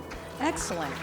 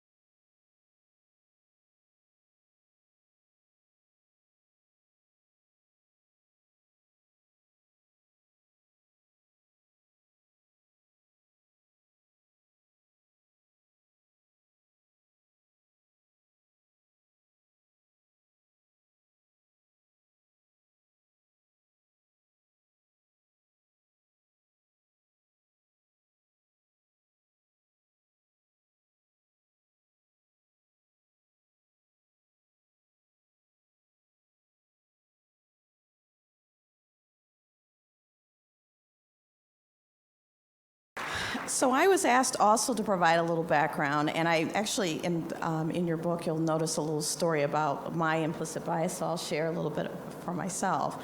I'm a first generation, actually graduated from high school as well as to go to college and graduate. So my parents sent me off not really knowing what I was going to get into, and I really did not know what living in the dorms and the residence hall looked like. So I was a full scholar with a lot of money, and I really didn't know how to spend it or what to do. And so I had someone that took me under their wing and made sure that I had some guidance on my first day on campus. And so as I moved into the dorms, in my story you'll see something about where someone actually didn't speak to me. I'm pretty friendly and I'll speak to everyone. And even if you're not friendly toward me, I feel like kinship. I am going to try to figure out out how I can be friends with you. You may not want to be friends, but I'm going to try to figure it out. And so I thought this was weird. She won't speak to me. And so I actually got trapped in an elevator with this individual. Yes, I did. And so at that time, she actually did not say hello to me in the elevator still. And her first question, it was a question she says, is it true that when you were born white, and when the air hit you, you turned black? And so that first, I thought about it, I was processing it. Now, mind you, I'm first in to go to school. I'm 18 years old. And at that point, I thought, I have a couple of options here. I can get defensive, and what's that gonna get me? If she's got stereotypes about me, she's gonna think I'm aggressive, and I'm gonna come at her anyway. So, because all these things are playing out in your mind. You only have a few seconds to react, of course. And my next piece that I actually did was I said, who told you that? I didn't answer, I just said, who told you that? And she said, my mother. And so from that, we actually started having a real conversation in this elevator as we were trapped waiting for them to come get us. And I learned a lot about misperceptions that her mother had taught her. And so I said, no, I don't do that. No, I don't do this. And it was a whole list from carrying a gun, a knife. And then I learned she had not seen black people in person. And she was from Ohio. And so I was like, to me, I couldn't process all of that, of course. But we became fast friends, actually. And then I'd say about a couple of weeks later, her parents came, and she says, I really want you to meet my friend. And so she brought me to meet her parents. And I went in, and I'm pretty friendly again. I reach out to shake the hands of her dad, and he wouldn't take my hand. And then the mother actually didn't want to take my hand, to the point where she went behind the father, like she was scared. And I said, well, it's nice to meet you, and I walked out. And the friend actually was she came down crying. I went back to my room, and I said, it's all right. I'm not friends with your parents, I'm friends with you. So I think there's something said about, and I say this too, I always say, if someone is saying something or positioning you in a position where you're just not sure, especially if it's a microaggression, it's implicit bias that they have, I always think there's an opportunity to hesitate and then educate. And I say this on numerous times. Hesitate, then educate. And that will help you go so far, because your first reaction is probably gonna be emotional, and it might even be shock, either if it's an opportunity and you just need to really just check and see where you're at. And then that education will come later. And so I think that I helped her. I know I helped myself. So that's just a little bit more on the story that I had. Thank you. So I'm going to go through some questions here, and just for the sake of time, I'm going to ask you to keep your answers to just a minute or two, because we want to get to the meat of some of the processes. I'm going to ask you to think internally, and actually we'll just combine. We're going to do internally and then externally. So I'm going to ask you to address both. That might even take, so I'm going to take 2 minutes to do this. So I'm going to first ask you to go ahead and give the process of what it looks like for you to check yourself internally. What do you do? What process do you have to check yourself internally, from a number of different things that you would do? And I don't want to really tell you what they are, I just want to hear. And then what do you do externally to help others with that? How do you help your organizations with addressing implicit bias? So we'll start with Amy. Usually they go kind of hand in hand, the internal and the external. So when I am faced with the situation, I immediately self-check. And I say to myself, this situation is here for me.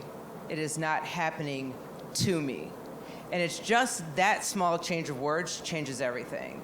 Like, everything in life is here for me, not to me. I think that's number one. And I'm a big meditator, so I meditate every day, and that really keeps me in alignment with myself. It helps all the chatter, all the things, the conversations that you have, and the tapes that play incessantly all day long.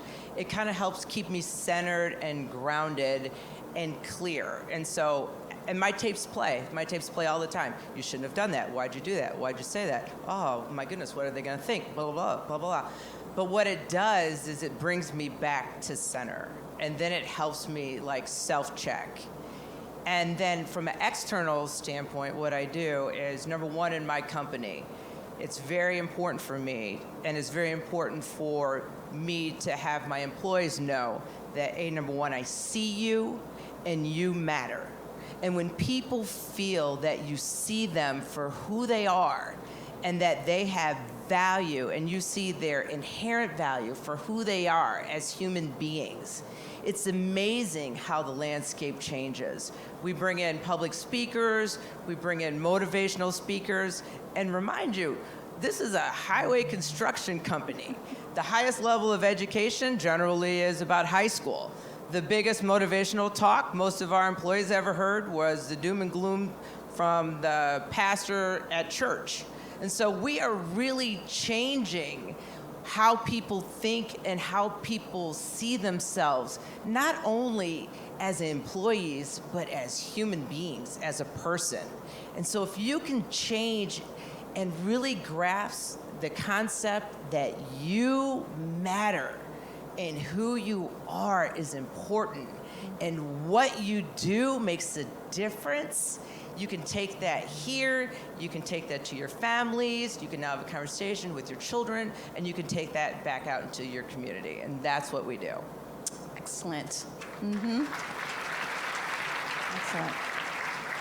Okay, 2 minutes. I'm sorry. I think for me, it's just talking about that moment when it happens, knowing it's going to be there, prepare for it, don't run from it. Know that, number one, everyone has biases, so we all come to the table with these unconscious biases. So could it easily be us on the other end of the conversation that maybe says something wrong, trips up, and causes that awkward moment? In fact, I call it a magic moment, right? And when that magic moment happens, and you're put on your heels a little bit, you know, what I tell people is, hey, embrace that moment, right? Embrace that moment, because that's the moment when you get to decide where you take that relationship, right? You could become defensive, reactive, and you can lash out, and it's going to feel good for about 3 seconds, and then you're going to feel guilty, right? Or you could do that hesitate. I love that, hesitate. You know, hesitate for just a second, and then open up a real dialogue about where are you coming from. Let me and ask questions. You want to listen and you want to learn. You want to have a curiosity. Where are you coming from? Because I see things a little different, or perhaps you see things a little different and want to know where I'm coming from. But embrace that moment, because that's where growth can happen. And if we don't do anything within that moment constructively, it's just an opportunity missed. Right? And in the workplace, you have those moments happen all the time, right? And they happen with team members. And so imagine all of those opportunities where the team can enhance itself and become better, higher functioning, more productive, more efficient, ultimately more profitable. Or conversely, all those moments, they get missed, right? And all those chances to improve your team, you don't capitalize on. In fact, you go the other way. Right? And now you have folks on your team that you can't stand and you don't talk to, right? When really you're supposed to be working together to achieve a goal or the mission, right? Now it's a lot to ask, because when you're in that moment, I've been there, you know, it hurts sometimes. But if you talk about it and you prepare for it and you talk to your team members about it and you give each other permission and pledge to ask questions, right? I think that works. I think that's probably the most constructive way to address that, and that's just addressing it in a way that's head on, but in a way that's collaborative at the same time. Thank you very much. Excellent. Bina. A lot of good points there. At the end of the day, all of us are entitled to being happy human beings. That's the point of everything in life. We may have biases, we may not have biases, who cares? At the end, if I want happiness, the way I look at it is the person next to me has to have the same amount of desire to be happy or happier than me. How do I make that happen? Not by voluntarily doing things that, oh, if I do this and tweak this, I'm going to make him or her happy. Or, oh, I made a mistake looking at this person this way or that way. But naturally be rewired to thinking that somebody in front of you, male or female individual, has exact same ambitions like you. So you are given some opportunities in life to lead a group of people. The first thing to do is to realize that they are images of you. If you don't like something to be said, don't say it. It's easy to think of it. But then you have a power, which is to influence people with your best power, which is doing the best at your work and impressing them so much that they cannot resist loving you for what you do. That was how I operated in the past. But in terms of learning on a leadership role, I quickly learned that it's not how you do, that's important, that's the only important piece, but how much you do is also important. Men don't go to the point of how much to do. We go, how much to do, how much more to do, let's do this, let's do that, take on a lot more than what you can do, and then get burnt out to the point of when you want to go to the highest level of being the person of an organization, you don't have the energy left.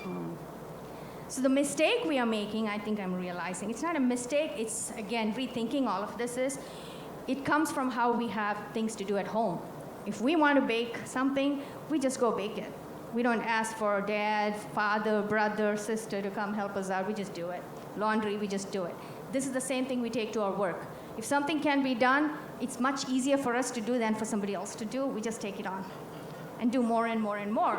And those are silly things that we take on that are not to be taken on because we have a longer war to wage and we need to have our skill set really arsenal ready for taking the highest role in society to change things around us. So that's what I'm learning just being on the job of leadership for the last 4 years or so. So the way we think is all based on our upbringing and evolution. For men went out to hunt, we were homemakers.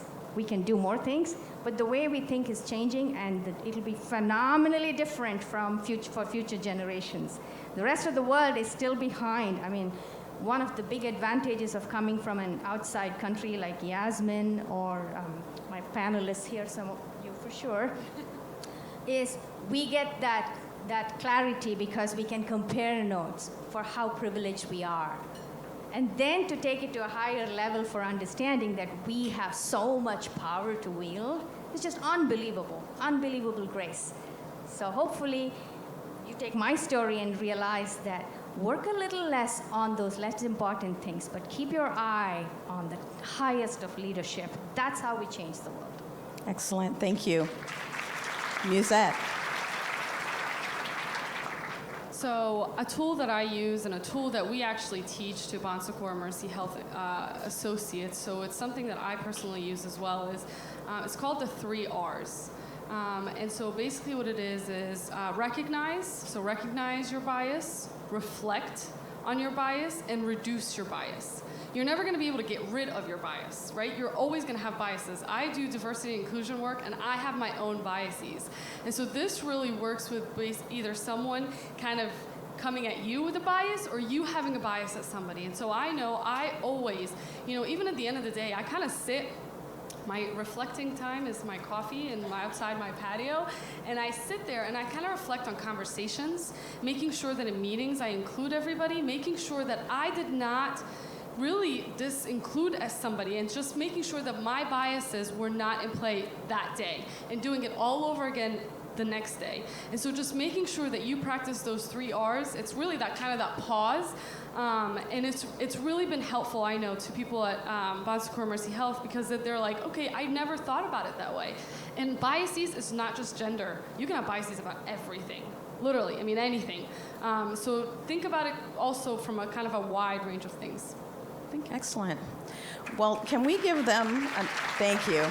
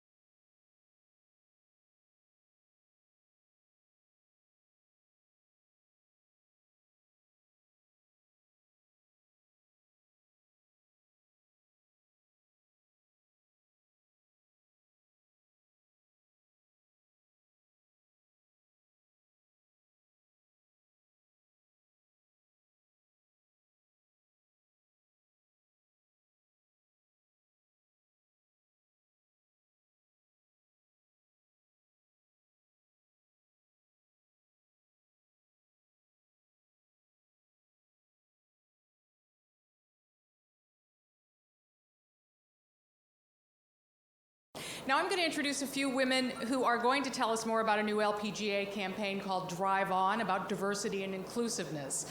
Roberta Bowman spent more than 25 years at Duke Energy. That's a Fortune 200 multinational energy company based in Charlotte, North Carolina. Before she retired from Duke in January 2012, she was Senior Vice President and Chief Sustainability Officer.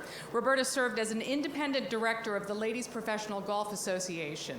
She completed her 6-year limit on board service at the end of 2017, serving as chairman of the board from 2016 to 2017. In November last year, she returned to the LPGA in a full-time capacity as Chief Brand and Communications Officer.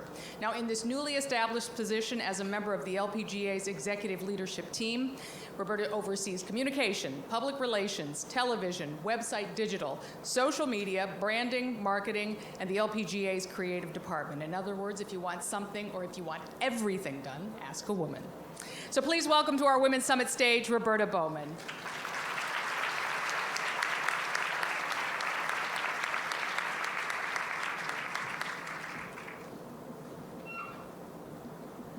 Wow, what a fabulous afternoon so far. I think y'all deserve a stretch. Come on, stand up.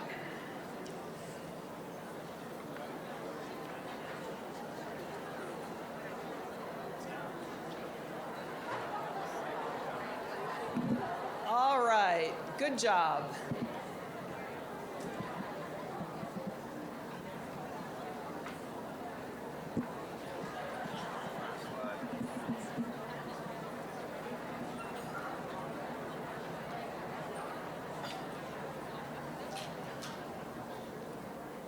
So you have in your program a little bit about my background. I had a wonderful career at Duke Energy. I retired as their chief sustainability officer. And Meg has heard me tell this story, but if you ever want an exercise in humility, try being a chief sustainability officer and have your 90-year-old mother explain to her friends what you do for a living.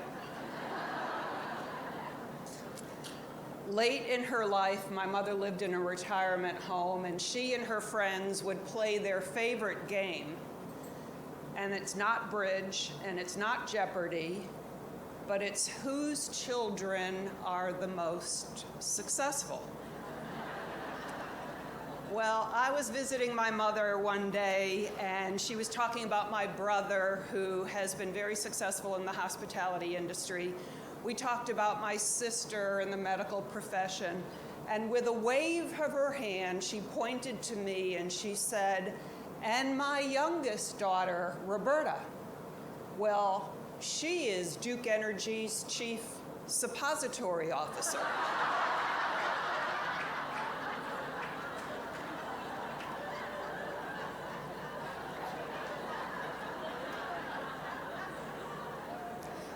That concludes my remarks for today. Actually, what I wanted to do in our time this afternoon is to really amplify on the important conversation around women and unconscious bias and bring it back to what brings us together today at this place, and that is the LPGA and the start of this terrific LPGA Marathon Classic week. So let's begin with a little bit of an exercise. Close your eyes and see yourself some years into the future. You've had a successful career, you've been smart with your money and can afford to do most anything you want within reason. Where would you be and what would you be doing? Would you be on the water or in the mountains? Taking a cruise ship around the world? Take in this moment. Now open your eyes. That was me 9 months ago. Retired for 7 years and with the company of my husband, going through our bucket list of places to go, things to do, as we were really enjoying retirement. And then I got an email from LPGA Commissioner Mike Wan that changed the course of that discussion. Now, as we heard from some of the other speakers, every time we talk about opportunities for women, we are necessarily talking about men. And if you want to understand what a man who leans in and lifts up women looks like, take a look at the LPGA Commissioner, Mike Wan. But the title of his email to me was Strange LPGA Question. I'm assuming I know the answer to this question, but you know what they say about assumptions. Is there any chance you'd consider coming to work for or at the LPGA? I know it's a long shot, but you have the passion, the experience, and the desire to make a real difference. If retired life is unfulfilling, please let me know. Double smiley face. P.S. Andy, my husband, would be closer to his mother. So we talked. I said thanks but no thanks at least twice. But Mike is really, really good at what he does, and here we are. So let that sink in just for one moment. Trading living the dream for alarm clocks, FaceTiming with family and friends, and worst of all, having to give and to get performance reviews again. Well, I took the job with the LPGA for 3 reasons. First, I think we are at an incredibly important moment in time for all organizations that are committed to opportunities for women and girls. Second, from my time serving on the LPGA board, I understand their mission. I believe in their players, their athletes, and their staff. And frankly, the team inspires me. But the third reason is I was part of an incredible arc of opportunity for women in business. And those opportunities have not yet fully met professional athletes, women professional athletes in specific. So I wanted to be a part of that. Just a little bit of data for you.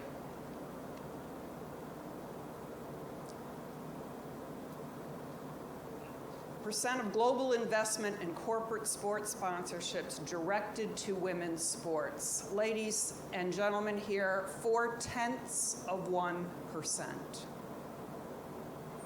This is 5-year-old data. I'm sure we've had progress since then. But even if it's increased by 1,000%, it's still less than a nickel on a dollar. Number of women on Forbes' list of the top 100 highest paid athletes, that would be 1. Serena Williams. Percent of sports media coverage about women in sports, 4%. But here's where it gets really interesting.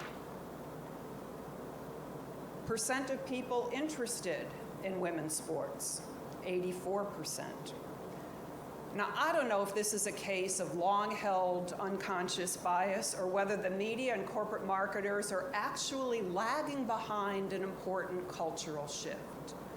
But we do know at the LPGA, we view this as an opportunity disguised as a problem.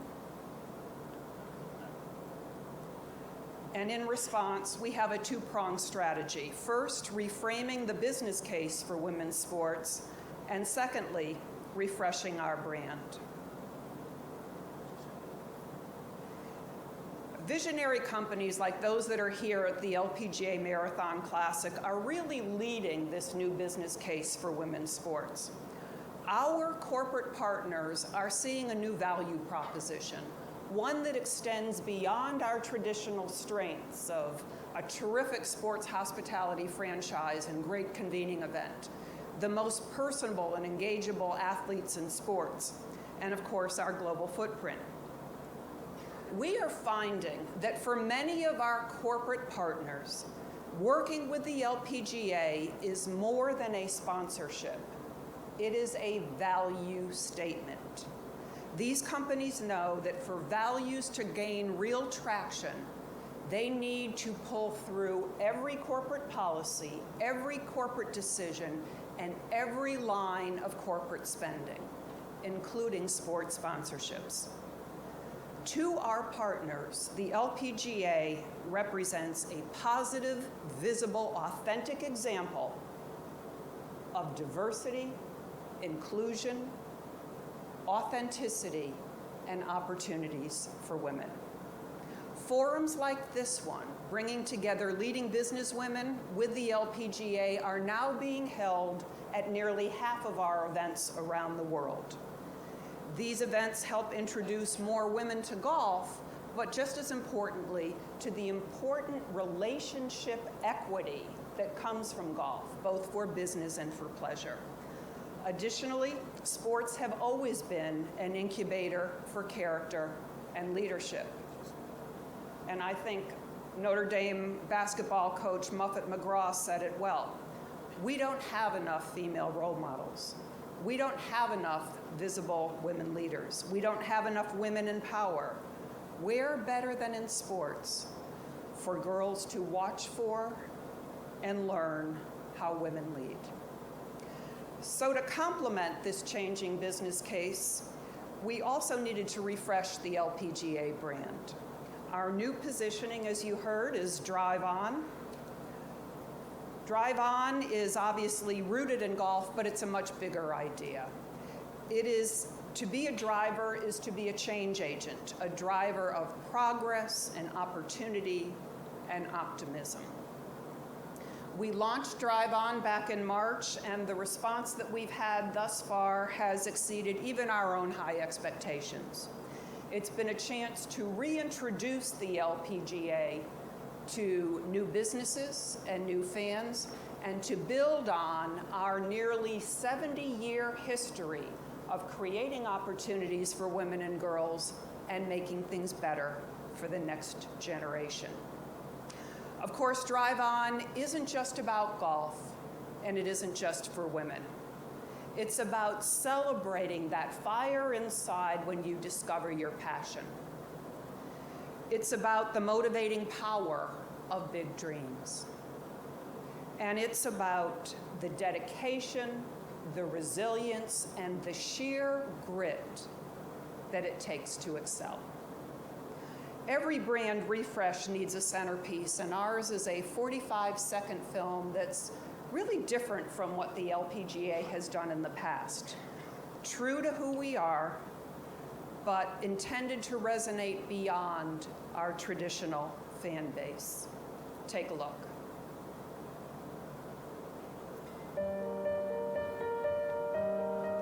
This is for every girl who's ever been laughed at or told she doesn't belong.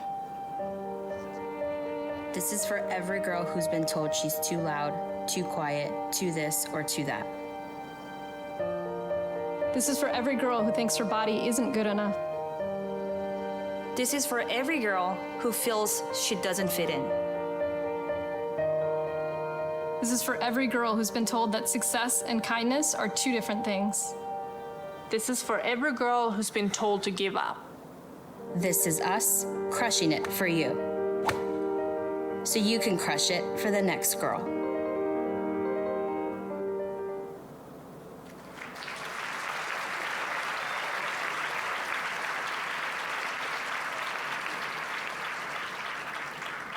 So each of the 5 players in that film were selected because they all have their unique backstory of driving on. The first of those pieces is about Lizette Salas. I'll show you that 30-second piece, and then we are so thrilled that Lizette is going to join us for a conversation this afternoon, and we'll talk about her background and her career. Where I come from, people don't expect much of the person, especially a young Latina. There were countless times where I was told that I wasn't gonna make it, or that I was gonna get my hopes up, because according to them, Mexicans don't play golf. But I just have one thing to say to them.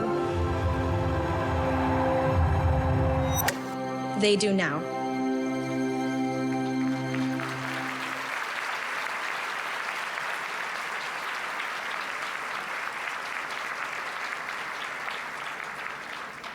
So as Lizette makes her way up here, let me also acknowledge the folks from Medical Mutual who are so kind to sponsor her today and be part of this conversation. So Lizette, come on up.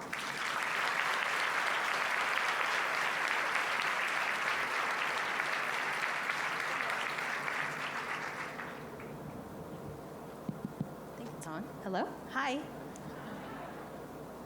It's nice. Oh, yours isn't on.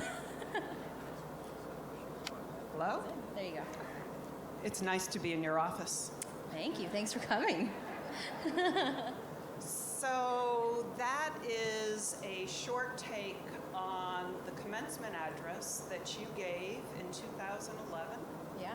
And there's a lot that went on before that. Tell the group about your background and how you got into golf. Yeah. So that commencement speech was in 2011 when I was graduating from USC. And that was really the first time that I shared with a lot of people what it really took to get to that point. And I always say my journey started even before I was born. Both of my parents are immigrants from Mexico, came to the US with the American dream and wanting a better life for themselves and for their family. And my dad landed a job as a head mechanic at a public golf course in a small town in Southern California. And he was always intrigued by golf. Didn't play himself. He was just really interested in the game and what it could do for anybody. And I'm the youngest of three. He wanted at least one of his kids to play. He failed miserably with my brother and sister, had no interest. And at 7 years old, I was just a daddy's girl and was just really interested in what he did. I didn't even know there was a golf course in our hometown. And he asked me if I wanted to go to work with him.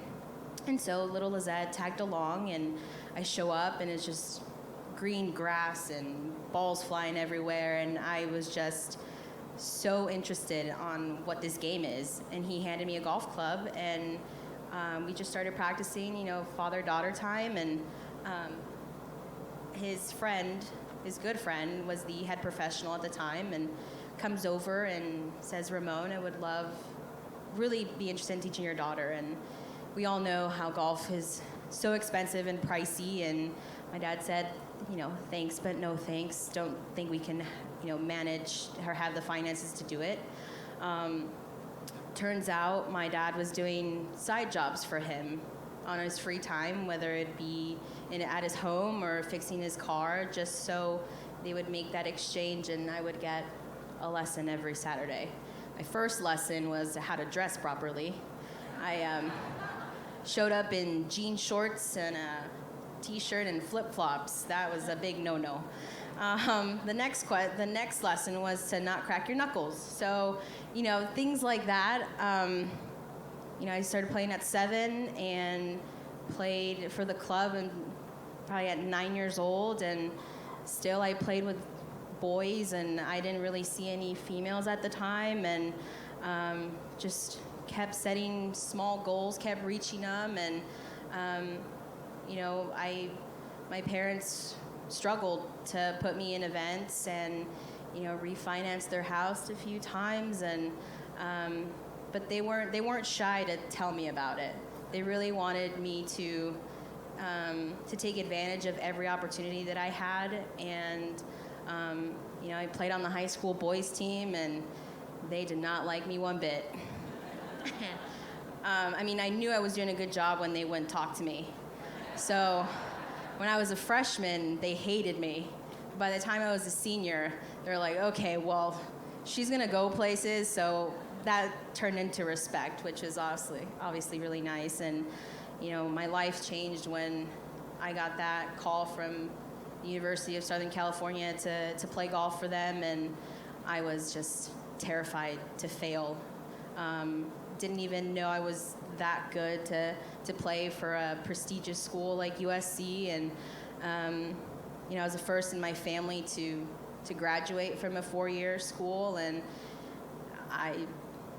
I even questioned my own ability sometimes. And when I did that commencement speech, it was more of a thank you to the university and the people that supported me and loved me. And it was really just a family effort to get to that point. And even turning pro, I had no sponsors, and I was on the Symetra tour, and my dad worked for me for free because we didn't have any sponsor or anything like that. And he also had the bright idea of traveling in his pickup truck.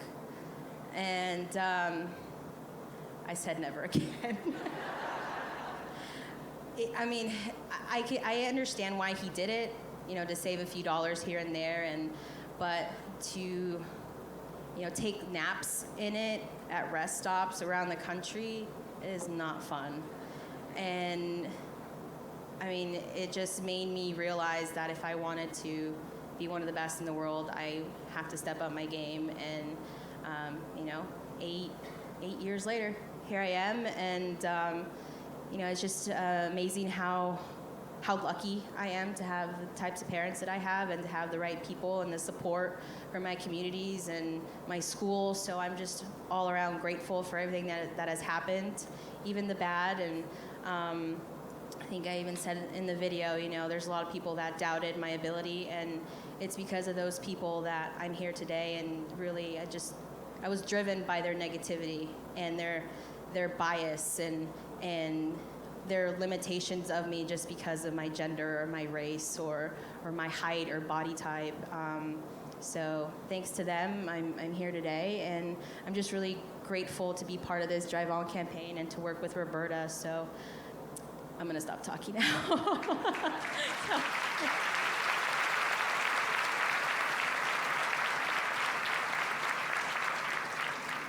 So I was a fan of Lizette's before I even met her. She's part of the reason why I wanted to come to work for the LPGA. She is one of 144 players this weekend.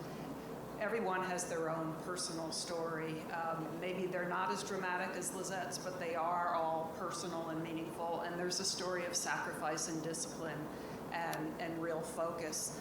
You skipped over at USC. You were the first 4-year All-American at USC. I mean, that's quite extraordinary.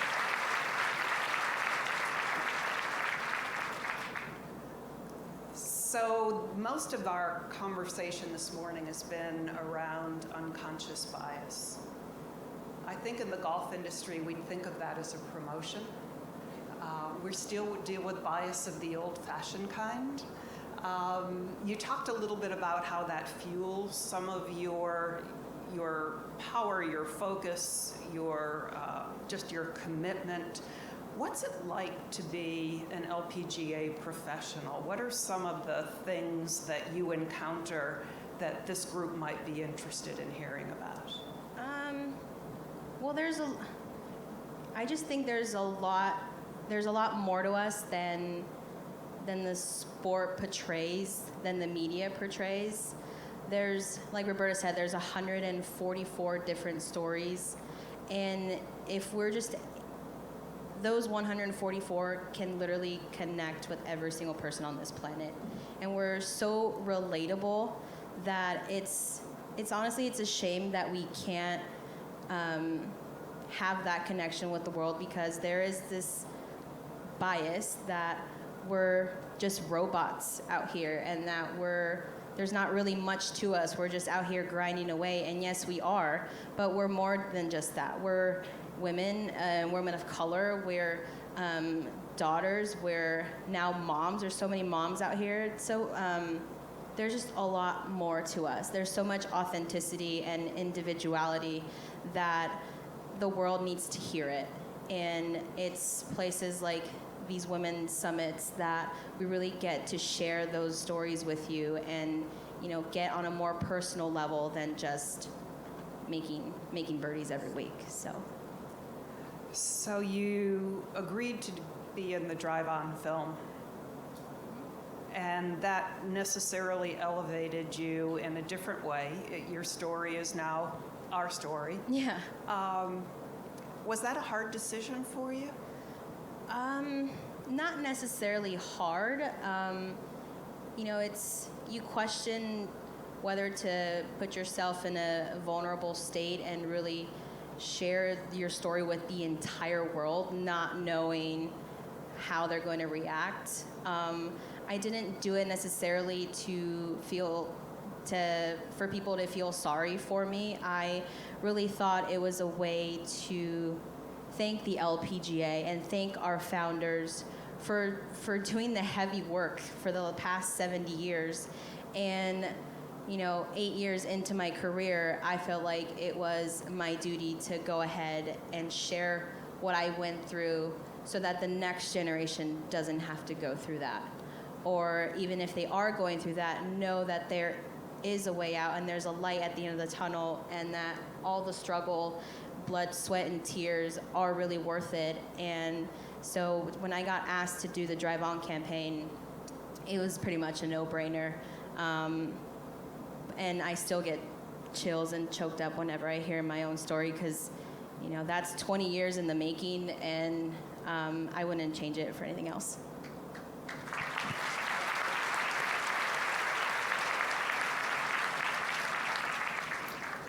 So we have in the room today a number of active companies that are part of the LPGA Marathon Classic. We have some other companies as well. This is a really exciting time to be in women's professional sports. So any final words to them that you'd like to share? Yeah, I would say jump on the movement, jump on the train, because women's sports, women in general, we're trending upwards, and we're on to do some amazing things. And I wouldn't want any of you to miss the opportunity, not just in women's golf, but women's sports around the world. We're changing views, we're changing a lot. And it's people like you that have our support that really would just take us to that next level. So I encourage you on any kind of level of support you could do to really just do it for not only us, but for yourselves and for young girls that want to be the best. So just jump on that train. So join me in thanking Lizette. Thank you.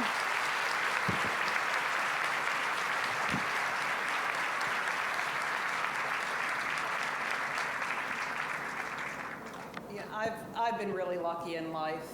I've been able to always do work that matters, whether it's global climate change or healthcare or the LPGA. This is about so much more than golf. It's about role models of successful and strong and confident women. It's about providing opportunities for them as professional athletes. And it's about addressing some unconscious biases, like no one really cares about women's sports. I think we are at an inflection point for women's professional sports. On the rising tide of the very exciting FIFA World Cup, when the world fell in love with a new tennis player at Wimbledon, Coco Gauff, when you meet great players like Lizette and the popularity of the LPGA, I think we have the opportunity to make this inflection point a turning point. But it's up to us.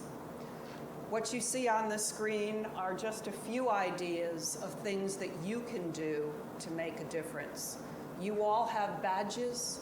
Come on out this week. If you've got children or grandchildren, bring them out and watch them watching our athletes. It's really fun to see. Recognize our sponsors and reward them with your business and your support. And I will say there are whole categories of businesses that are just sitting on the sidelines, investing millions of dollars in men's sports and not a nickel in women's professional athletics. If you know companies that care about diversity and inclusion and want to be part of this movement, let us know. As Lizette said, you won't want to miss this opportunity. So let me end where we started. imagine a very different future, where the faces of golf look more like the faces of our world today, where the girls and boys who train side by side have the same opportunity to take their talent to the highest level and to earn a fair living as professional athletes, where female athletes can inspire girls and boys, women and men, and where women's sports and their gifted athletes get the media coverage and fundamentally the respect that they deserve.